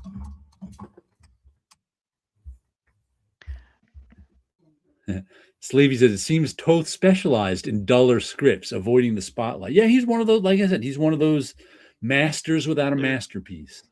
Yeah. I wonder if that's because he went into animation and didn't really stay in the comics portion of it to make something or write something he liked. And also, I mean, how many 1950s romance comics are considered masterpieces? Right. None. He did a lot. I got a whole big, thick volume of Toth's romance comics. Absolutely beautiful. You know, who's reading it? No one. Right. And then in the 60s, like you said, he was in animation. So yeah, so he was making money there. Yeah. So who knows if he stayed in comics, would he have eventually made something? Right. But then also the era that he was, who are his contemporaries to have made a masterpiece? That's just it. There are not a lot of them. Yeah, so that wasn't like, I guess, in the mindset of that time period to make a masterpiece kind of work. Once again, to me, Joe Kubert is another master without a masterpiece, unless I want to count Facts from Sarajevo, which I just might. But yeah, the era, Alex, like people consider the stuff he did that I know people consider his best work, like the Hot Wheels comic from the early 70s from DC Comics. No one even knows that exists. Yeah. Right. The other one is that people really love is a Zatanna or Black Canary. I can't even remember, from the early 70s. And it's like, a 16-page comic from DC. I think that was Canary. Black Canary. Yeah. A lot of people, love that one and consider that one of his masterpieces, but it's like 12 pages or something like that. So it's hardly anything you can go, ooh, this will really blow you away to your average reader. That's why they also call him an artist's artist, because your average reader is not going to be impressed by any Alex Toth comic. Not even Far Color number 877, featuring Frontier Doctor as played by Rex Allen on TV. I don't think so. Bravo for Adventure, the one they made an artist edition out of. Really nice to look at. But there we go. Bravo for Adventure was no masterpiece, unfortunately. Yeah, beautiful looking, but in the 70s, I think he did some Black Canary. Yeah, those are the ones that people love. Like DC fans love his Black Canary. But it was nothing. It was hardly anything. It's weird. But now we get some second generation from Jorge Fornes. Where's he from, Paolo? You know him? No, it's probably from Argentina. Yeah. He's really good. I know I've seen his work before, and we've discussed him here before. Okay, Fornes. I think it's from Argentina, pretty sure. Fornes. Where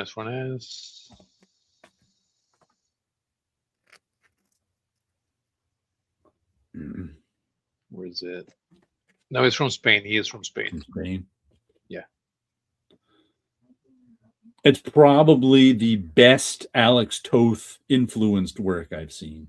He does some nice ships too. Well, Fornes is probably doing it on purpose. Oh, he's definitely is. Oh, yeah. No doubt. Yeah. No doubt he's looking Just looking at that cover, it's like, he's channeling Toth there.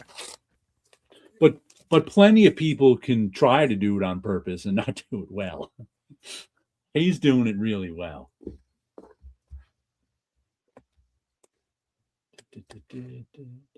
Oh, and remember, Wilson, when you said the Marvel Visions with the poster of all of editorial as superheroes? Turns out I already bought that one. Oh, you did? I don't know. I think I scanned in the page, so I must have made a printout. Back in like 2021, I got this. I completely forgot. I was like, I don't think Wilson. There's Wilson as Dr. Doom in the. I'll put him in the middle there. And this is all of Marvel editorial. I don't know. We must have been somehow this came up on the show. Right. Maybe it could have been the one episode Greg Schiegel was on. And I bought it, so I went out and got a copy of it off of eBay, probably. And I scanned in that page, which means I probably made a print of it that's somewhere. Right. But yeah, I just happened to be scanning in the photos and saving it to a spot. And I was like, what? I have another Marvel Vision? Look at that. I have another Marvel Vision scan? I do. Well, you might as well get the whole collection now. This is the last issue, by the way. Is it? Yeah. What issue number is that? 28? 30. 30. Oh, okay. Senses shattering final issue. Whoa. Bang. So this is the last one. And by the way, I just saw on Tim Toohey, the editor of this, just finished his 25th year teaching art. Wow. To, I think, 6th and 7th grade. Like, whoa.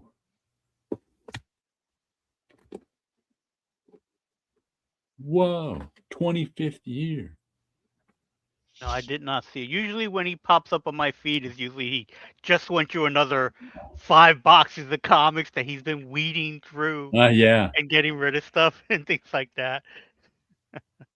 Tit Goblin says that Zorro cover reminds me of 90s top Zorro cover. I think Toth did some of those. The layout and the color. He also did some Marvel ones in the 90s, or very early 90s. There were some Toth Zorro Marvel covers. Zorro. And I decided this week to start going back to the library and ordering things just for the heck of it. Even if I'm not going to read them, I'm going to look at them. So one of the things I got out of the library, this is heavy, is the Grant Morrison New X-Men.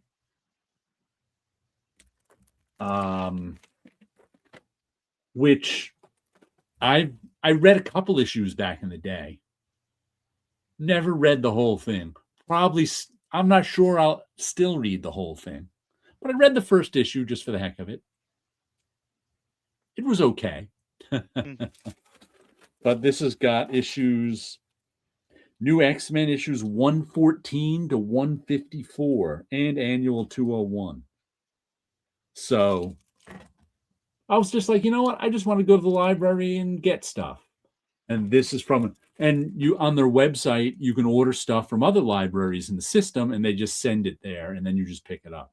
Yep. So I got this from the library and I got The Complete 8-Ball by Daniel Clowes. I just wanted to see this. I actually have all the 8-Ball issues. And I know they made a version of this that I think was like facsimiles of all the issues. And I wasn't sure if this one was a trade paperback or facsimiles of all the issues. So I just ordered it to see. So if you've never read 8 Ball, here's a good volume of it for you. It doesn't quite open all the way flat, but pretty good job. And if you've never read Dan Clowes, he's one of my favorites. What was that movie that came from here? The two women. It's Scarlett Johansson. We all know it. damn. Can't think of its name. But that started out in here, so all the stuff is in here. Ghost World. There we go. Ghost World. There you go. I found a page with it on it. Yeah, I So did Ghost not like. World was all in here. It was first realized in here. Yeah, Like a I went to go see it because it was like, oh, this is based on a comic book. I should have read the comic book first. Yeah. Ghost World Printing on did it's nothing real for nice. me. Printing on it's real nice. Well, what's this in the middle? Behind the 8 Ball. Oh, looks like there's an article. Or is this something else? Let me see. Oh, I think this was a time. I think I have this Behind the 8 Ball, but it was like this really small version that came in something. I can't remember what, but I've got it in with my 8 Balls. And he just goes through the what he remembers about making them. Yeah, I think I got a tiny version of that. So that's kind of cool. But I'm just going to look through that. You know what? If I don't read it, I don't read. I got the issues. I can read it anytime. There you go. Yeah, Sleepy says libraries are great for sampling. Yeah, and great for like, I'm never going to, I have no interest in owning that X-Men comic, so I'll get it out of the library. Fournier's did good covers for G.I. Joe and DC books that I have. Looks like I have Amazing Spider-Man 82 that he drew. Wasn't that John Romita? Everything is, we have no idea what the volumes are. So is Zorro a superhero? He's got exceptional sword skills, a secret identity, recognizable logo, and a lovely I don't think he's got an impossible skill set. He's very good at jumping off of balconies, doing flips with a cape and landing on his feet. He might have an impossible skill set. He's a superhero. He's had a cartoon. He had a couple of movies. He has an action figure. He's a superhero. I haven't read enough Zorro to really know his skill set besides sword fighting. Everything I've seen on TV of Zorro tells me that he's a superhero. He's Batman with his sword. I'll take your word for it, just because I don't know. He whistles, and his horse knows exactly where to stand. Maybe the horse is a superhero. Oh, I did see him jump off a second-story building onto his horse. That horse has to be a superhero. You can't do that to a horse. So I was just like, that poor horse. Tornado? Tornado. I gotta find that now. And he's related to the Green Hornet. Oh no, wait, I'm mixing that up. Sorry, I mixed him up with the Lone Ranger because of the silver mines. Zorro is a Walt Newton hero. He's related to a lot of people. Yeah. You can't do that without your horse being a superhero, at least. Yeah.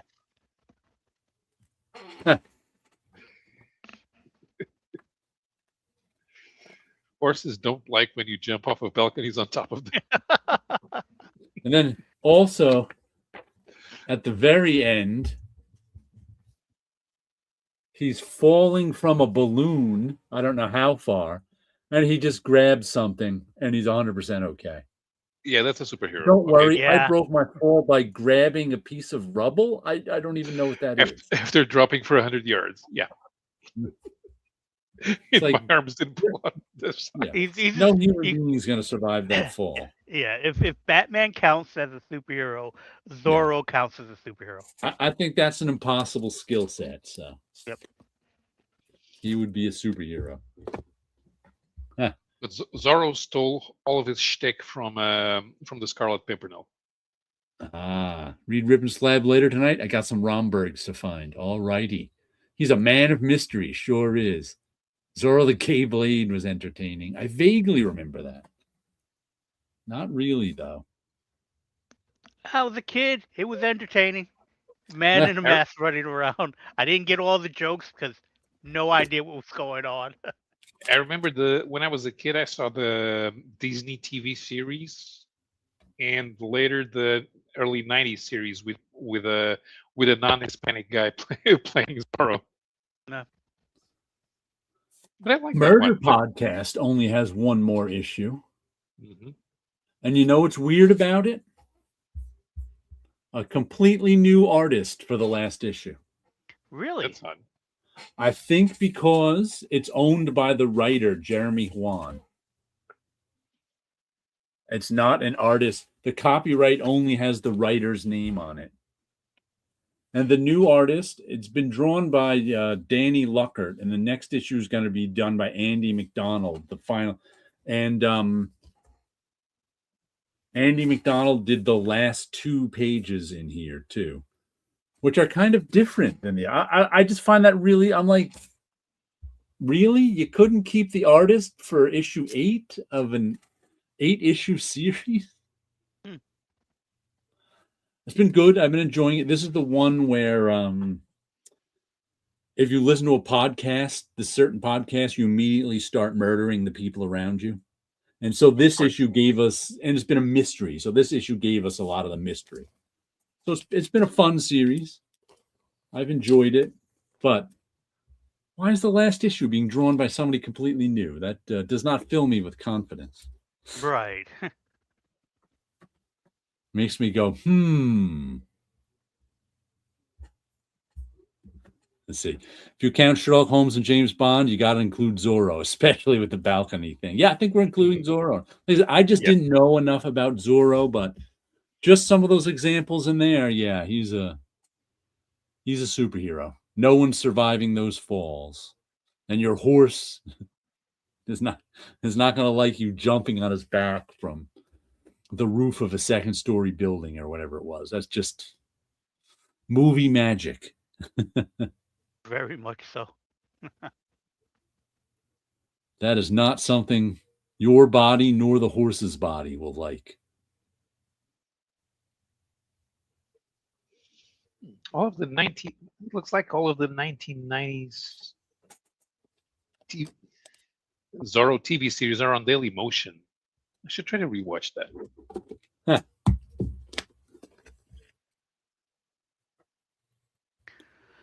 Tornado. Does Zorro's horse have a name? Tornado? Tornado. You have to pronounce Tornado. it. You have to pronounce it in Spanish. It's only Tornado. Tornado. No, that sounds Italian. Cat Infinity says cushion.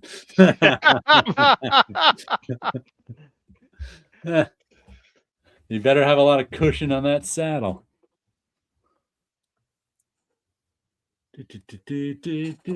Let's see, a good issue this week of Dead Teenagers. I like this cover.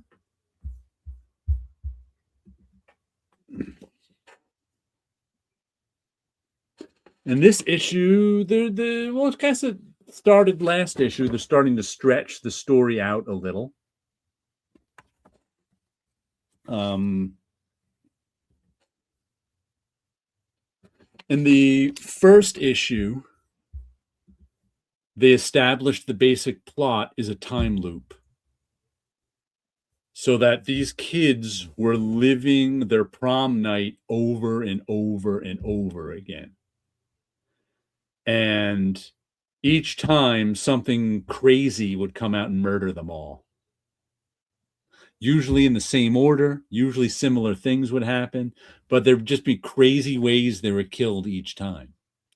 Then at the end of the first issue, instead of waking up and it's prom night, They woke up and they were adults. And they're like, what? So now they've been trying to figure out what's going on here because they're adults. They've got adult lives that they have no memory of. The one guy's got a wife and kid. The one girl is a movie star. She's kind of enjoying it.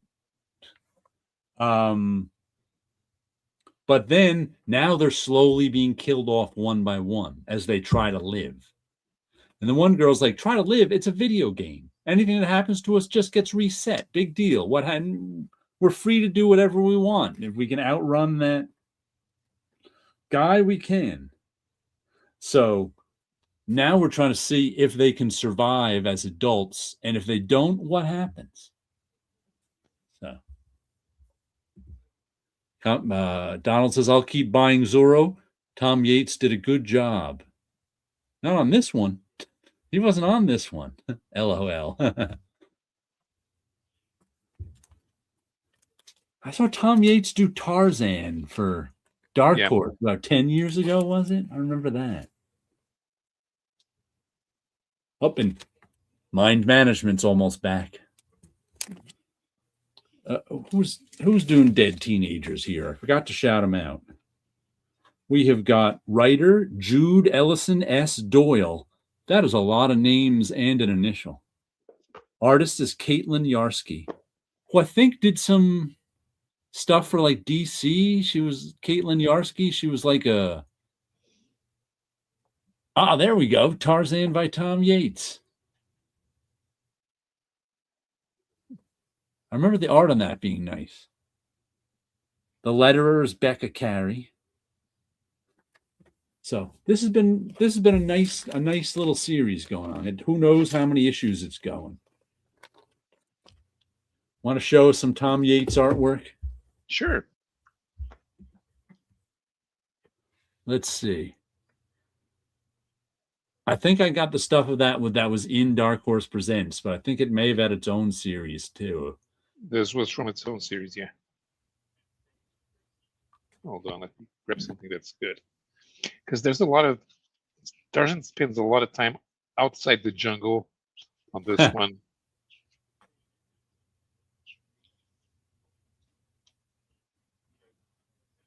Ah.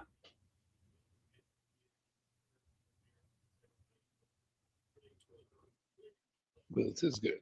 This is good stuff. How old is Tom Yates? He's probably not a young man anymore.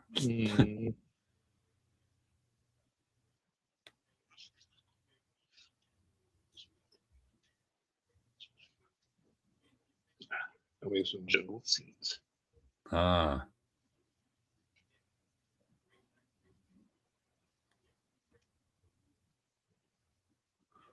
What was that one he did for Epic? Time Spirits? Time Spirits. That was him? Yes. I think so. It was nice looking. Yeah, well, we got some. Thomas Regressive just bought the first two Russ Manning Tarzans he did for Dell in 1965. Vine swinging and shooting arrows. A bow and arrow at a helicopter. Yeah, that's a superhero. Yep. You ever seen anybody bring down a helicopter with an arrow? Huh. Yeah, Sleepy says, I think Yates was part of that first Kubert School class. Yeah, he may have been. I think I remember him in First Folio.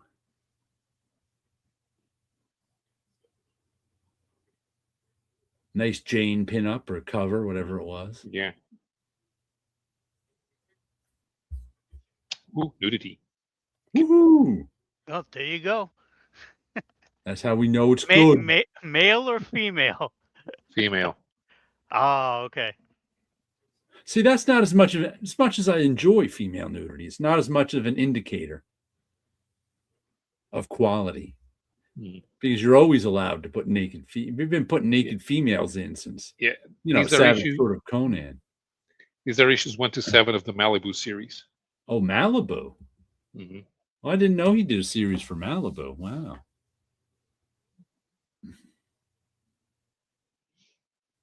Let's see. We had Narco issue number 3, part of the Plastic Verse. Wagner and Hilliard with Stewart and Dukeshire. Always, I've been buying these. I've been buying this team who have been doing comics together now for, I don't know, good 5-10 years. I'd have to look when Plastic came out, which I didn't get the first Plastic. I think I got their second series. This one is about Narco. It's about a kid who has, every time he has stress or fear, he kind of falls asleep, i.e. passes out. And he's trying to figure out who murdered his almost girlfriend. So there's cops in it who keep questioning him. There's him investigating on his own, and there's his friends. Good. They always do a good comic. They're usually 5-issue series. They've done, where's their, there we go. Their last one was I Was a Fashion School Serial Killer. Before that, it was Plush. And before that, it was Vinyl. And the 2 volumes of Plastic, Death and Dolls, and Plastic.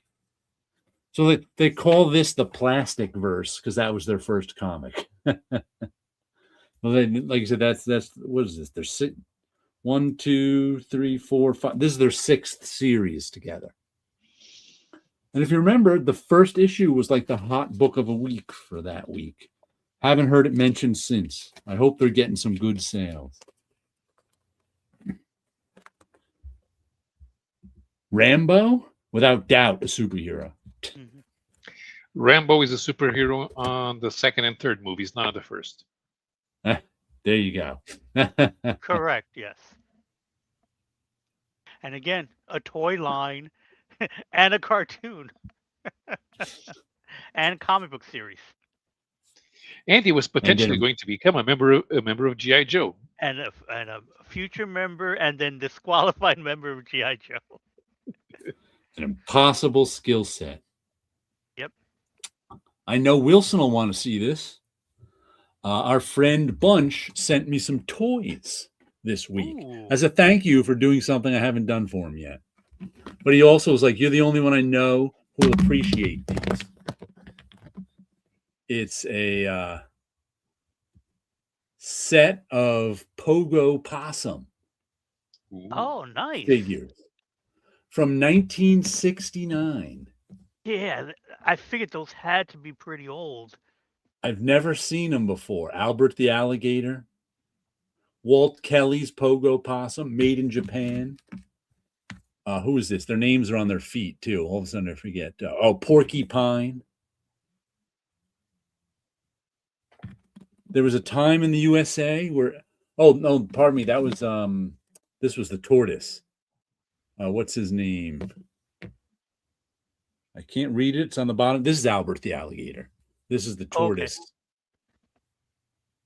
Same color, and I know his name. I just can't think of it. I just went and checked. There are no Funko Pops of Pogo Possum. Whoa. Woodland Owl. And what's this? Beauregard Hound, I think his name is. There was a time half of America knew all their names. Oh, yeah. But I think those are kind of fun. Those are pretty neat. I've seen, not those, I've seen that sort of toy before. I think there was a style of toy. That style. I recall seeing a set of Flintstone characters like that. Couple of them have movements on the arm. That's it. Like 1 point of articulation here. Nice. Up 2 points. The head moves too. Like Albert the Alligator has 2 arms and a head, so he's got 3 points of articulation.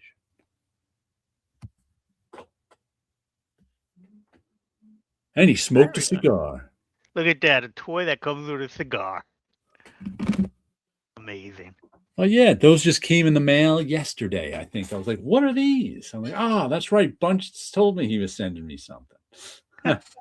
Nice. They're Churchy. Tried to put a set together for years. Could never find Churchy.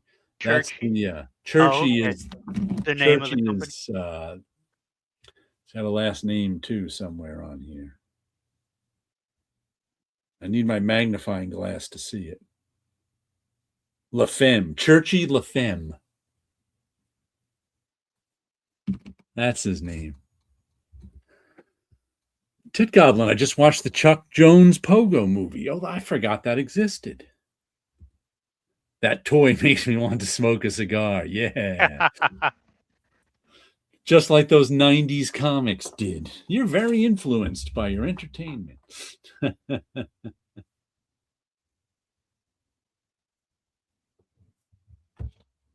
dun, dun, dun, dun, dun. And let's see, I've also got some nice covers on this one too.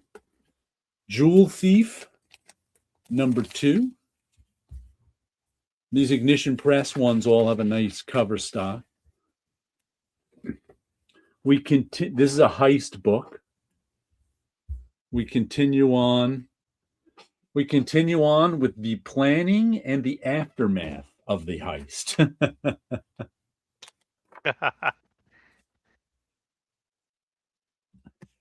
And we don't know what happened during the heist, but things went wrong and there's a dead body in a barrel. So, and it's about a writer who wants a subject for his next book. So he decides to pull off a heist, but he's going to pull off a heist in such a way that none of what he does is crimes. I don't know how he's going to do that. Neither do the other characters. And then he has to recruit a team. And some of the guys he was recruiting who are like kind of criminals now are his old Dungeons and Dragons club. They don't seem like people who would be playing Dungeons and Dragons. So that's a little weird. And like I said, it's a heist where we're seeing the beginning, the planning of the heist and the aftermath of the heist, but we haven't gotten to what the actual heist is yet, besides stealing some diamond or something. So it's been a fun. Who's doing this one? Written by Aaron Campbell and Tim Seeley, art by Aaron Campbell, colors by Jordy Belair, and letters by And World Design. Let me see. Do both the writer and the artist have the copyright on it? Yeah. No, yeah, copyright Aaron Campbell and Tim Seeley. So the artist isn't going to change for the last issue. It's good to know.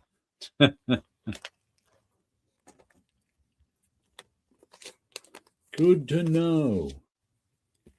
Oh, also in this, I forgot about.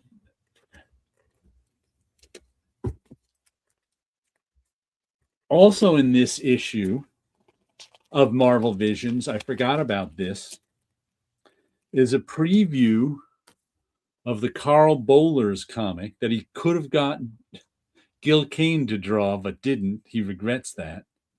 That has the only 2 logos I ever did for Marvel in it.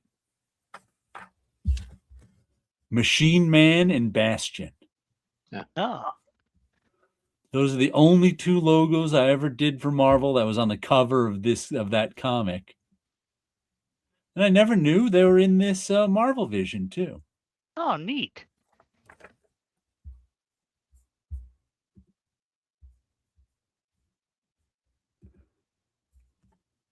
Michael Golden got sure I was paid for them. Mm-hmm. Oh, look, a Millie Sharif with a voucher in it. Recognize look those? at that. Yes, I do. I still have some of my pink slips. The unfortunately, the rubbing has faded. Oh, So yeah. I couldn't tell you what issues they were for, but I still have a whole bunch of the. So those were in triplicates.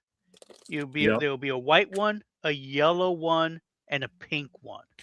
So you kept the last one, the pink one, and then so you would hand in the whole voucher to your editor, and then the editor will have one of the assistant editors or even myself run it up to Millie to turn it in. This way here, I knew it got to her quick on that day. And as a freelancer or doing freelance work on staff, it got rolled into your paycheck itself. So that's how I would get paid for freelance work. And the downside to that, if you do too much freelance work, your whole check disappears to taxes and you get the freelance money. But it was like, oh, I had all this extra money, but now I don't. You get kicked up to another tax bracket, so they take more withholding. Yeah, so they withhold like my whole check because I did so much freelance at one Right? point. So Because it's like, yeah, the way it worked, if your normal check was $1,000 a week, they taxed you on $1,000 a week. If you did $2,000 worth of, or if you did $1,000 worth of freelance on top of that, and made $2,000 that week, they taxed you as if you made $2,000 every week. mhm. So suddenly your tax burden doubled. And they took even more out. And you're like, Yeah, hey, yeah. It's like I did all that work to get extra. you'd get money, you'd get a lot of that money back in a tax refund in April. Yeah, But until then, you didn't see it. that was a surprise that week. That was for sure. Tit Goblin, he bought that comic because of me doing it.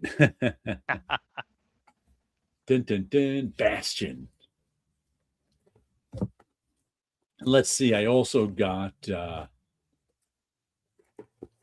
Super Creep Show, which this one wasn't as good as the other. It was okay. I enjoyed it.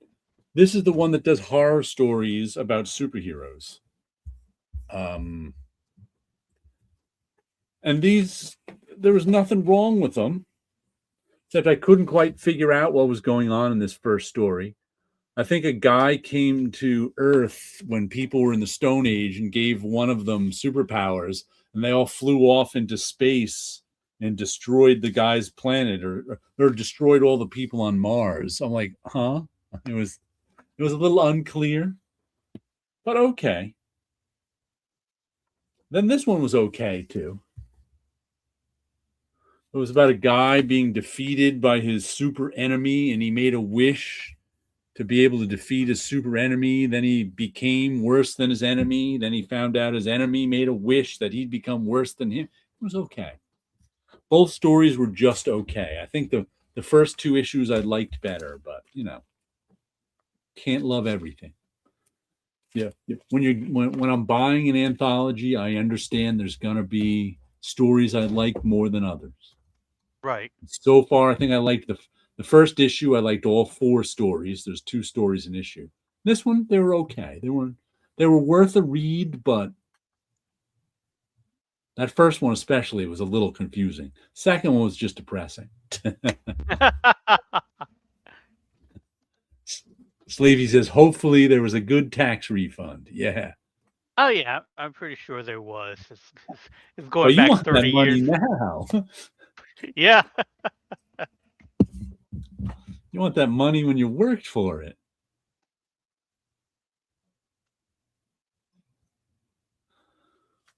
Oof.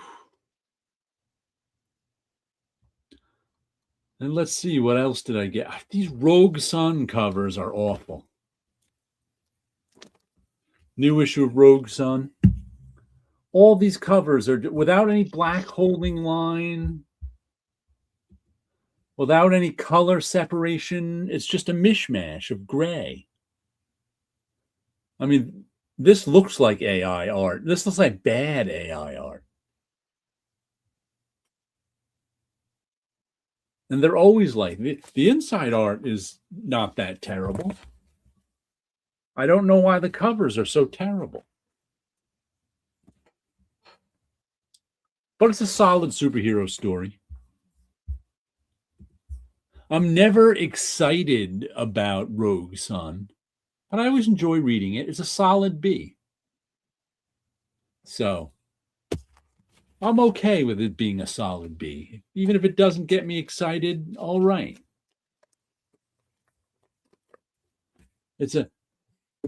That's kind of why I like monthly comics too, because there can be an ebb and flow with them. And there can even be some that I read out of habit, But as long as they're okay, that's fine. Especially with indie comics where the creative team is generally going to be the same. Right. Like what burns people out on Marvel and DC comics is, if you consider yourself a Spider-Man fan, but then for 2-3 years, you're not enjoying your Spider-Man book because you don't like the creative team on it. That usually is what breaks people of the habit of buying their favorite book because it hasn't been their favorite book in 2 years, yet they're still buying it. That's when the existential crisis hits them. Yeah. Sometimes it becomes a habit Yeah. and says, well, I'm going to the comic book shop anyway to get the books that I like. Yeah. And it's like I do have many Spider-Mans in my collection where it was like, oh, these are the these are the experimental years that I would say for John Romita Jr. where he was at this this point where it's like, oh, the art looks like the painter Nigel has he's doing something. He's inspiring John. John's finding himself or something that was going on where even the Spider Slayer is wonky and weird. And it's like, but it was the story that was like, okay, the art, whew. But again, there's been ebbs and flows, as you say. I don't know how long that time period lasted. I don't think it was 2 years. Right. But it was like they were just some years that was like, oh, okay. But I enjoyed staying on with it because again, eventually something came from it.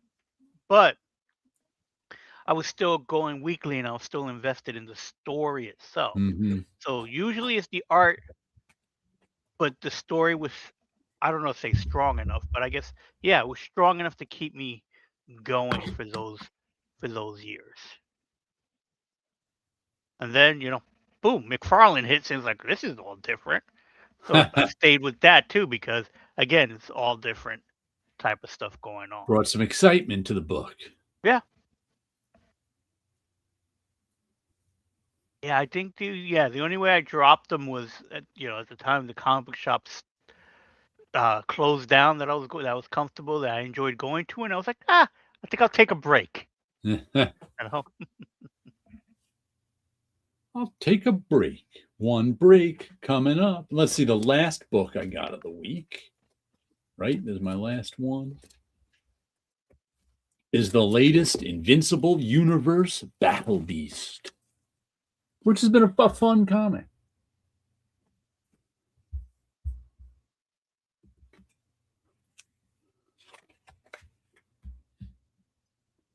Once again, Battle Beast is searching. Woohoo! He won. He defeated the monsters. Searching for someone to defeat him in battle. But what we've been building up here, too, is at the end.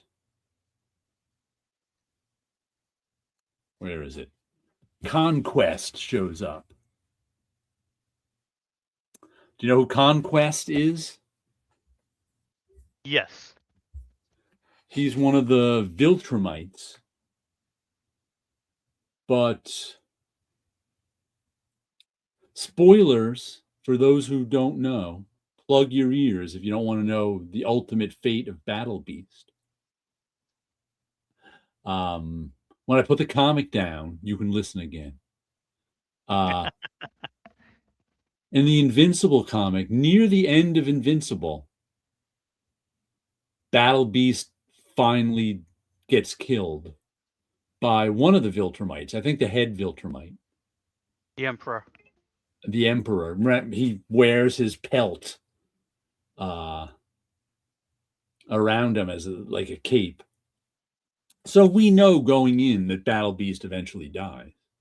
But I don't remember Battle Beast fighting Conquest, who was supposed to be the toughest of the Viltrumites. So he's the one they send in to handle all the toughest situations. So we know this isn't the end of Battle Beast, but we'll see. We'll see what happens. So there'll be a big fight coming up, as there is all the time. Battle Beast is a fun book. Has the Invincible cartoon ended its season 2? The season has ended, yes. Okay. Hello there, Dope Comics. How you doing? The season has ended. Yeah, once again, Dope Comics mentioned on my pull list that he was looking forward to a book named Odin, which I almost picked up. But it goes back to everybody saying modern comics suck. And I'm like, there's too many comics for me to even buy. Because there were 2 more comics I wanted to buy this week, but I already had 10. That was the end of my budget. That was already $42. Maybe I'll buy it next week if I have a couple bucks left over, because I think I have fewer comics on my pull. Like, which one? Zorro was one I pulled off the shelf. So I was deciding between Odin and Zorro, and I picked Zorro just because I liked the art so much in it. I was like, I want to give this one a read.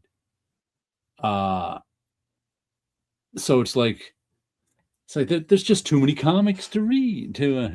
Yeah, you definitely have to trim the fat. There's just so many good ones. Like this week, let's see. This week's comics, Of the Earth, I'm going to keep buying because it's Charlie Adlard. I want to see where that one's going. Daredevil, of course, I'm not buying any more of. I just bought it for the production problem. Zorro, I want to buy it just because of the art. We'll have to see.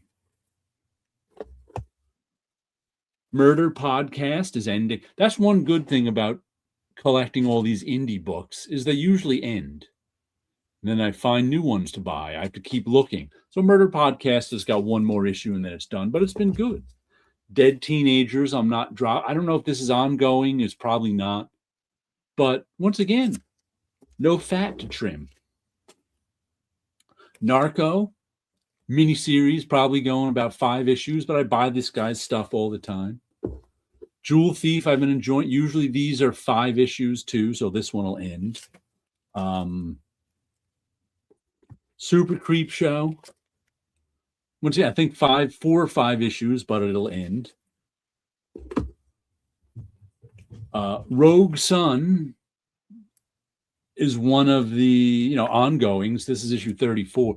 If I were to trim one book, it would be Rogue Sun, but I don't want to because it's like issue 34. I want to keep going with the story. It's like I'm not excited about it right now, but I might be excited about it in 6 months, depending on the storyline. There's no reason to drop it because it's still good. And then Battle Beast is another continuing that's good. So it's like my only 2 continuing ones in here, and the rest just drop themselves eventually. So it's like when you're an indie buyer, there's no real reason to trim the fat because there is no. It'll trim itself because they're all like, I have to keep looking for things to buy rather than trim the fat. Let's see. Did you look at the FF with the, I completely forgot. I was trying to remember this week. Let's see. We got Tarzan. Tarzan 1 on 610. I think I saw that one. I don't know if I pre-ordered it. Or, no, I didn't pre-order Tarzan number 1.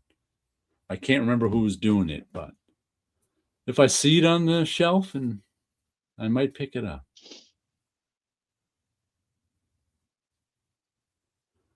I guess even with Marvel books today, like you get, Wilson, they cancel themselves after a certain amount of time. Yeah, there's been some surprises, like all new issues. I didn't even know they wasn't printing, and yeah, the fat trims itself because I go to the shop and I look at everything on the shelves, and for me it's like, is there a cover that's going to jump out at me to at least make me pick up the book? And then I look at the Marvel stuff, and it's nothing's has attracted me to them to even pick up the book. That was Tarzan Zorro for me. That's the cover that jumped out. I would have picked that up. because I would have picked it up to see. Oh, is this a reprint of the Alex Toth stuff? Yeah. That's what I thought because it looks like that cover looks familiar enough to go. Oh, did they reprint something? Yeah. Because the rest of the trade dress looks a little off, as if the art should have either a Marvel logo on there or a It's Dark got a Horse corner logo. box. hmm But everything of that cover to me screams reprint, and another company is printing someone else's book. That's what it looks like to me, and it might be because that corner box looks like it was just placed there to Oh, replace another corner box. I just noticed it says number 1 of 3. So I Oh, might okay, get so the it's a other miniseries. Okay. I might get the other 2 issues. Why not? It is Yeah, not that much of a commitment. everything about that cover screams Marvel cover. Even the text above it looks like it would have said one in a 3-issue miniseries. Just the style of that trade dress to me screams Marvel. So that's why I was thinking, was that a reprint? But yeah, that would have made me pick that up off the shelf anyway. To look at Yeah. it, I would have looked in and it's like, oh, this is a brand new series. I'll pick that up. 1 of 3. I can pick up 2 more issues of it. That's not a burden. There you With go. art that good. hmm And Paolo can pick up the trade. Probably. Yeah. Yep. Do any Alien books make it over there? Or would you have to buy the American version? Oh, I have to buy the American version for real. Yeah. Maybe the Spaniards are doing something because Zorro's way popular. Mhm. And with Fornes, they have an excuse to publish it. The Italians, I'm not sure. I don't think the French are interested in this version of Zorro. Zorro. The fox. Want to do a Reed Rip and Slab for Tit Goblin? Yeah. Sure. Let's see what I got. See if you can find something with swords. Something with swords. Mm-hmm. Let me check my titles. Where is it? Hold on. I need RRS, Reed Rip and Slab ready to go. Do I have anything with swords? Let's see. Any sword and sword? Oh, there we go.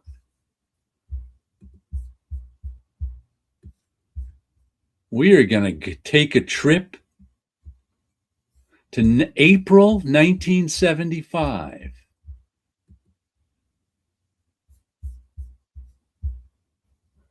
Where is my share screen?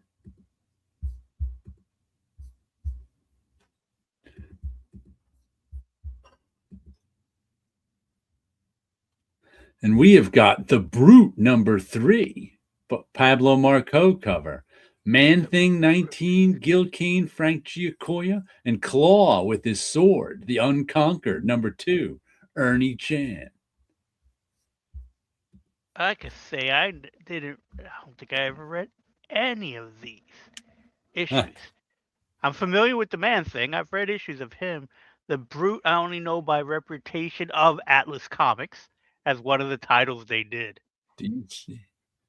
And Claw, I may have seen covers before. I know nothing of it. DC, Marvel, and Atlas. Mm-hmm. Titans of their time. I like how the Brute is like, I'm going to hit him with this wrecking ball. And he's like, psych. Wrecking ball's going to wreck you. Up, Tit Goblin's already made his choice. Reed Man Thing, Rip Claw, and Slab the Brute. He has that claw. I'm going to read Claw, Slab Man Thing, and Rip Brute.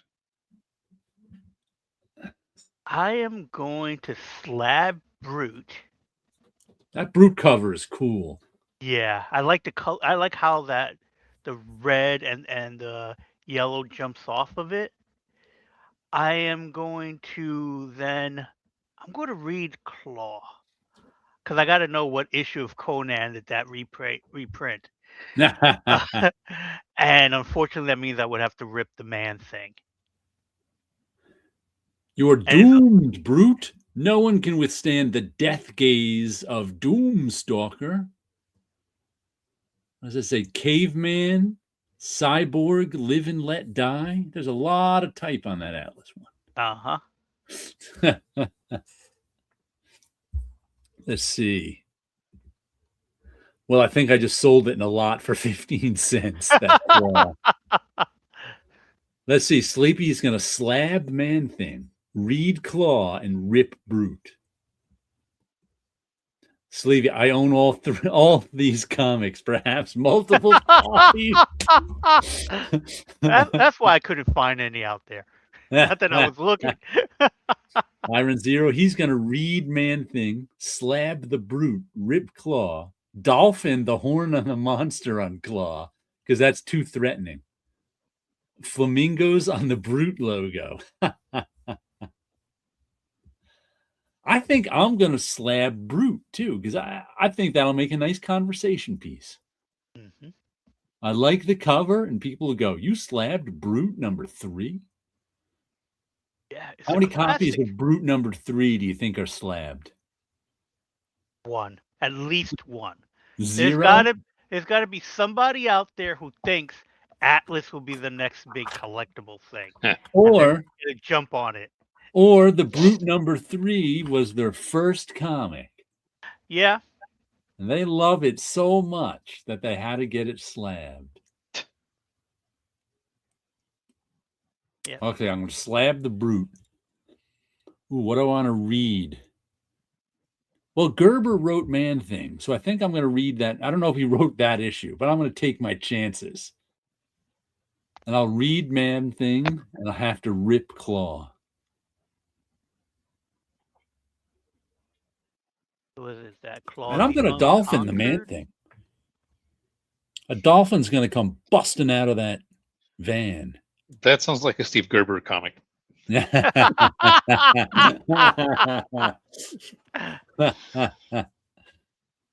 Giant sized dolphin. I'm going to dolphin the yellow girl on the claw cover. Ah. Yeah, I was thinking that as well because it was like the whole reason the dolphin exists. But I think the dolphin could take the Brute's place and ride that wrecking ball. Yeah. I think I'm going to put the flamingos on the wrecking ball. Yes, me too. They're going to be like, how'd we get here?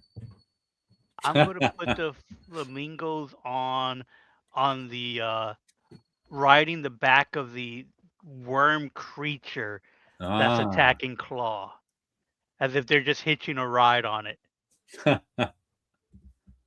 Tit Goblin says none of those comics have souls, Jared. Nope. No, but they do reflect photons. That red sky in the Brute. Yeah, that really jumps out of It does. On a shelf, on the rack. That must have looked great. Where the Man Thing's color is almost the exact opposite, and you just lose all that text into the background. That red sky just reminded me, those do you get those poster restoration videos in your algorithm feed? I do. Yeah, where the people are washing the poster, and then they go in, and it's like fascinating to watch. Back it with linen. Yeah, everything you can't do on a comic book. Right. That's a big no-no, but it's perfectly fine on posters, and it's like it's amazing what's accepted. And I'm fascinated to watch them because not only are they working on this thing to restore it, everything they do is also reversible. Right. And that's amazing. And even down to the color pencils that they use. I watched them do a Star Wars one, and it was like just you just can't help but just watch what they're doing. Right. And I've run into a few of their YouTube channel ones as well, just to watch it on a big screen. There was one I saw that I forget what it was. I think it was comic book related, but I can't remember now. But it was from the 70s, so it wasn't linen. It was pulp paper, which makes it much harder to, of course, restore. Because so they were showing how to do. But one of the funny things was that the much like the background sky here is a bright red, it was an orange in this one, except it completely faded to like a dull yellow. Oh, okay. So they were actually airbrushing the sky back. It was like a Really? solid color. It was a solid color, much like the Brute here. But they had it masked. They had everything masked out, and they were airbrushing the orange back in. I was like, whoa, talk about stuff you can't do on comics. Yeah. What did they mask it with? A tape or? I don't know. I'm probably a frisket. Curious. They didn't show them masking it. It was just, they were just Oh, all okay. of a sudden airbrushing. Okay. Wow. But it definitely looked masked out. And like I said, I assume a frisket, but who knows? But I was amazed. I was like, oh, they're just airbrushing because I was like, what are they doing? I was like, oh, they're just repainting the sky on the poster. I wish I could remember what poster it was. Oh well. Oh well. Let's see. Tit Goblin says, I bought that claw because I was going to make a sculpture of that snake guy. Huh? Was that recently or when you were 10? Iron Zero. I wonder if that doom that came to on the Claude cover is an homage to the doom that came to Sarnath by H.P. Lovecraft. I would say, knowing nothing, I would say yes. Because H.P. Lovecraft it has influenced everything. If there's anything that could possibly be an H.P. Lovecraft reference, it probably is. That's my opinion. So was Claw basically Conan for DC? Yes. Basically, except I think he also had he had like Lasers? an alien hand. That was it. He was Elric in Conan because his alien hand would like do things on its own, I think. Really? Okay. I think that's how it went, if memory serves. Like he had this alien hand that had its own soul or something. Oh, So okay. much like Elric's sword, Stormbringer, which once again, Elric has influenced everything too. Maybe not as much as H.P. Lovecraft, but an awful lot. Elric's sword would sometimes kill his friends just because it wanted more souls, and Elric couldn't. And I think Claw had a similar thing with his hand. It was a demon's hand, I think is what it was. And sometimes it would do demon things. And he'd be like, hey, stop that. Okay. I can see how those would have influenced other series and stuff like that. Was it Vampire Hunter D? I believe he had like a demon hand that wanted to do his own stuff. Yeah, I'd have to look up Claw because I don't recall ever seeing it. And I only just before you turned off the side thing, I realized, oh, he has a gauntlet type thing on his hand. Yeah, he's got a demon. I remember the last thing. I don't know if I read all of Claw. I think I may have read it in one of those. No, that was what was the one Ditko did in the 70s for DC? Stalker. The man with the I always confuse Claw and Stalker. So I think I read which one did Woody work on? Or he may have inked some of Ditko on. Look at that. I can't remember. I may have read some, but I know I definitely read Claw, Red Sonja. from like the aughts. Somebody gave me the trade paperback of that. So somehow there was a crossover between Claw and Red Sonja. So that's where I got most of my Claw knowledge from.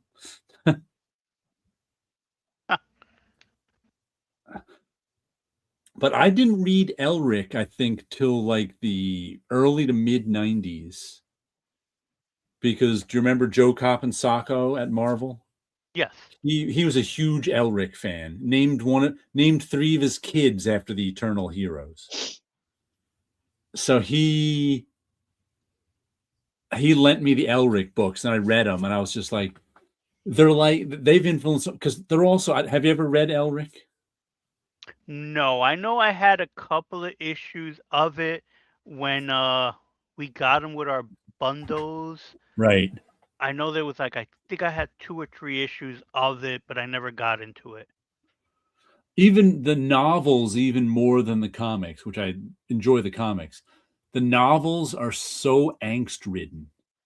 Mm-hmm. And it's like this teenaged angst-ridden stuff. So it's like you can tell it influenced everything with its angst, because he was always constantly upset because his civilization was crumbling.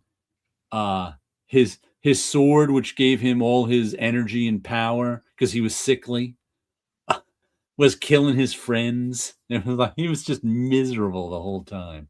He was in love with his cousin who was in a coma. It was crazy angst-ridden.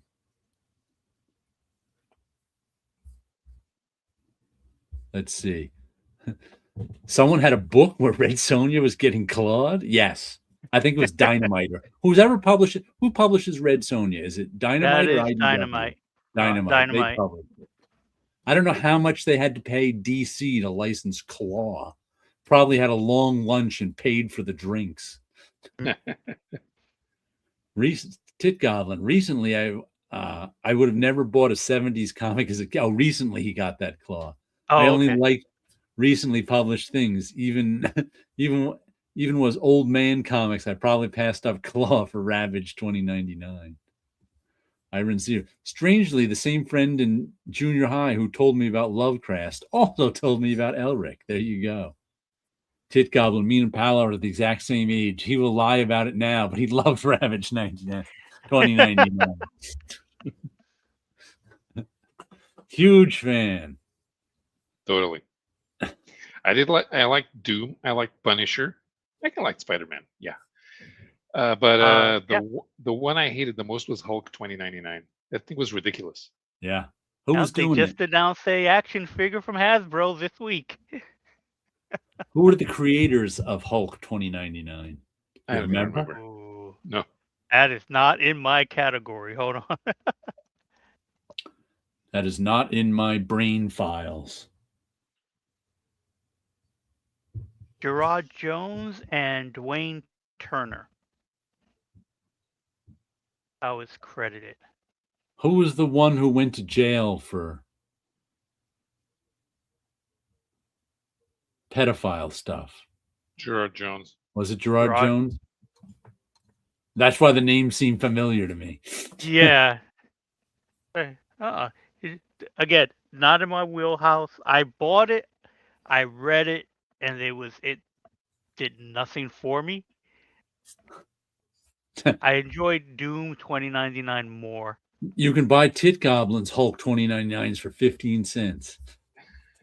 What was the order of the 2999s? First was Spider-Man 20. Were there a few of them launched together? No, Spider-Man. Spider-Man.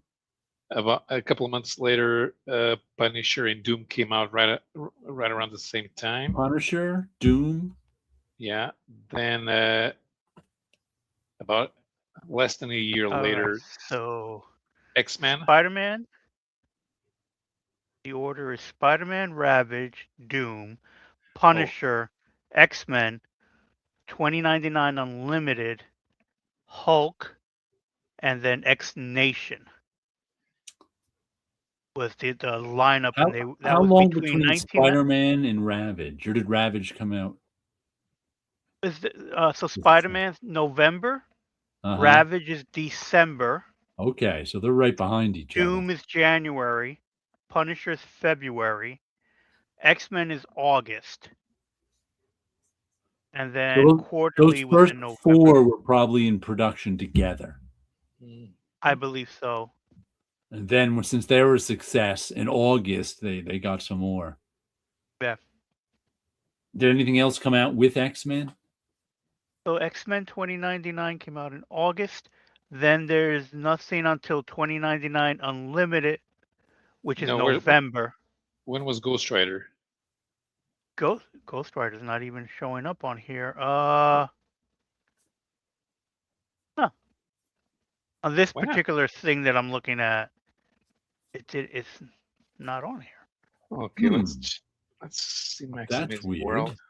Yeah. Okay. Kid Later Goblin is says Spider-Man, Ravage, Doom, Punisher, X-Men. I never stuck around for Hulk. He was too cool for Hulk 2099.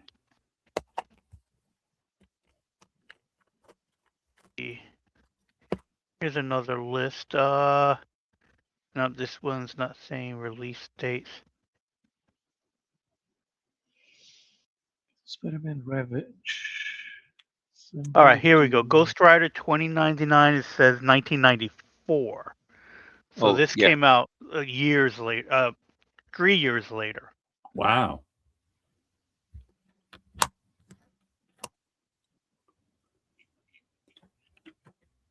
That's a while. So that I think that was the last 2099 title, because everything else stays within Spider-Man, Hulk, Doom. X-Nation and Fantastic Four came out a few months after the line was closed. Yeah. So, because December 94. You have the one-shots here that are part of the President Doom storyline in 95. Kid Goblin says, I loved all of the Ghost Rider 2099, early Ashley Wood. It's so good, I never put it as a 2099. Yeah. The last issue of Ghost Rider 2099 has my first coloring gig for Marvel. Official coloring gig. All the coloring I did before that. Your first was credited? published, but wasn't even credited because that was the last issue of the book. And I don't believe they credit me in the issue. That was issue, I think, 24. And that was one of those, it's Friday in the afternoon, and Joe Andriani walked by and was like, hey, do you want to color a cover? I was like, yeah, sure. So that was on a Friday. So by Monday, here it goes. And then it went to print that week, I think. Joe Andriani, may he rest in peace. Yep. One of the editors who died. Yep. Did he become a police officer? I don't Was that it? recall what he did after he left Marvel. I think he died of cancer. Cancer got him years later. Yeah, I don't recall what he went to after Marvel. So maybe. I have a vague memory of him eventually becoming a police officer, but I don't know how real that is. Sometimes you remember stuff and you're like, huh? Where did I get that from? I'm not sure. So I found this thing called Comic Book Reading Order. Yeah. And so it's listed Marvel's 2099. And so according to this, 271 issues.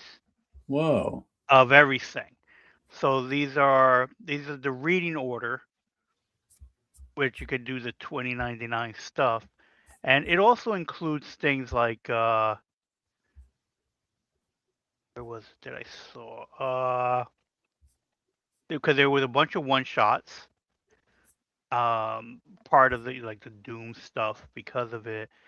And then they had something for a while called The World of Tomorrow, 2099, The World of Tomorrow. This was printed in 1996.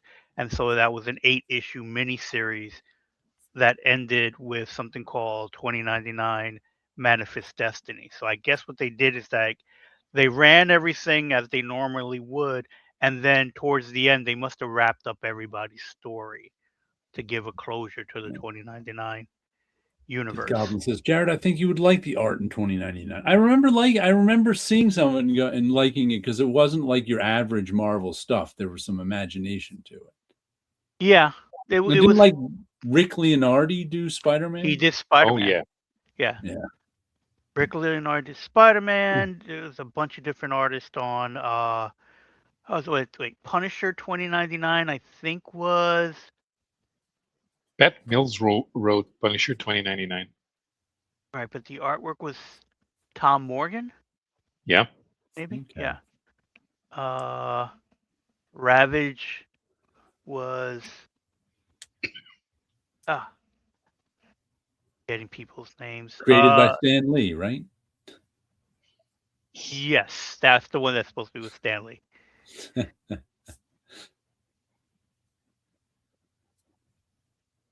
Created by. I know that the X-Men. There was two X-Men with Ron Lim. Yep. And I think Adam Kubert did stuff in that one as well. Sometimes I look back at my notes from the show where I write things down so I remember to bring them up as topics. And I go, what's that? Marvel QR code controversy? That's from 7/26/24. I don't remember a Marvel QR code controversy, but there must have been one that week. Yeah, I don't know. I don't recall hearing anything from. I know there was a book, somebody's books. Every one of them was damaged. Was it a Marvel book? I know somebody's book was. So there was like one title, and every issue of that title was damaged. But I don't recall. What does Marvel Comics brand mean? I don't know. What was I thinking of? Oh, my notes. Gonna have to put extra notes in your notes. Yeah. Oh, here I have some early Reed Rip Slabs written down. Here I have Mark Jeweller's variant, black.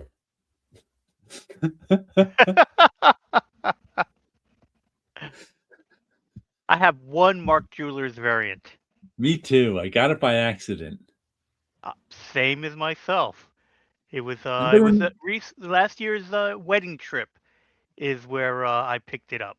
I may have talked about it on the show. Yeah. And they're just annoying. It's like having a cardstock cover in the middle of your comic. Mm. Like, come it's on. an ad. You're supposed to rip it out. Yeah.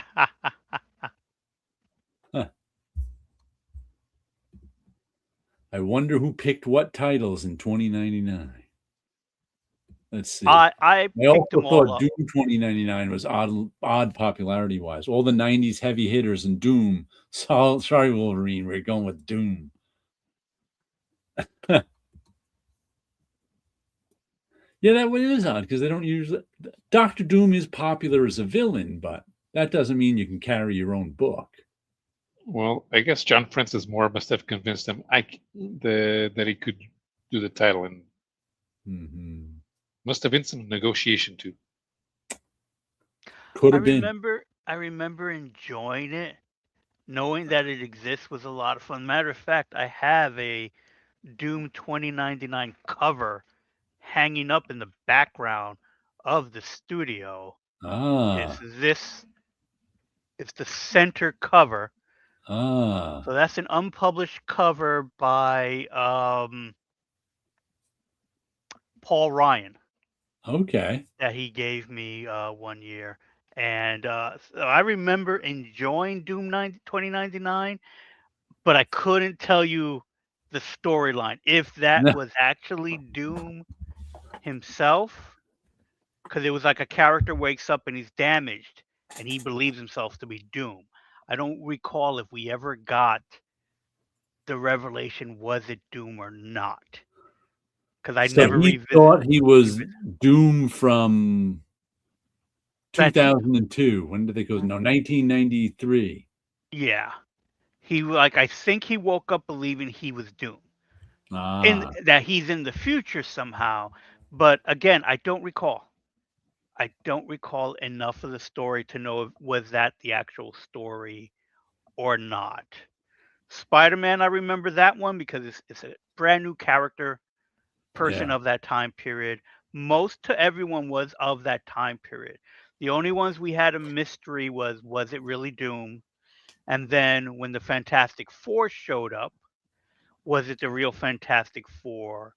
Or they don't know if they could have been clones or something else. And I want to say Captain America, I think they attempted a 2099 story with him, and I think that might have actually been Cap, frozen once again. That Kind they of, did it but I twice. don't. So in the President Doom storyline, Alchemax bring out a Captain America, and it's not even a clone. It's an artificial human. They don't. He doesn't. He ends up not behaving like Cap at all. Okay. So, which is the giveaway. Then I haven't read it, but I know that during the World of Tomorrow series, they did bring back Cap. This time it Okay. was for real, and I think they did because now that the traditional heroes were gaining popularity again, they probably said, "Okay, let's have the real Cap show up." They probably thought, "Yeah, we owe it." The search for Cap's shield. Wasn't that a Guardians of the Galaxy story? That was Guardians of the Galaxy story itself. Yes. I don't remember anything about Guardians of the Galaxy. I don't think I read much of it, but for some reason I remember that it was on the cover, right? It was like a Cap's Yeah. shield and it said search for Cap's shield. Yep. Yep. And they had to fight it out with the guy called Taserface. Well, we should let Paolo get to bed. Hmm. Some balloons. We'll be on Paolo's channel next week. I'll have some new issues of Star Slayer to show you that I bought inexplicably on eBay. I haven't looked at my.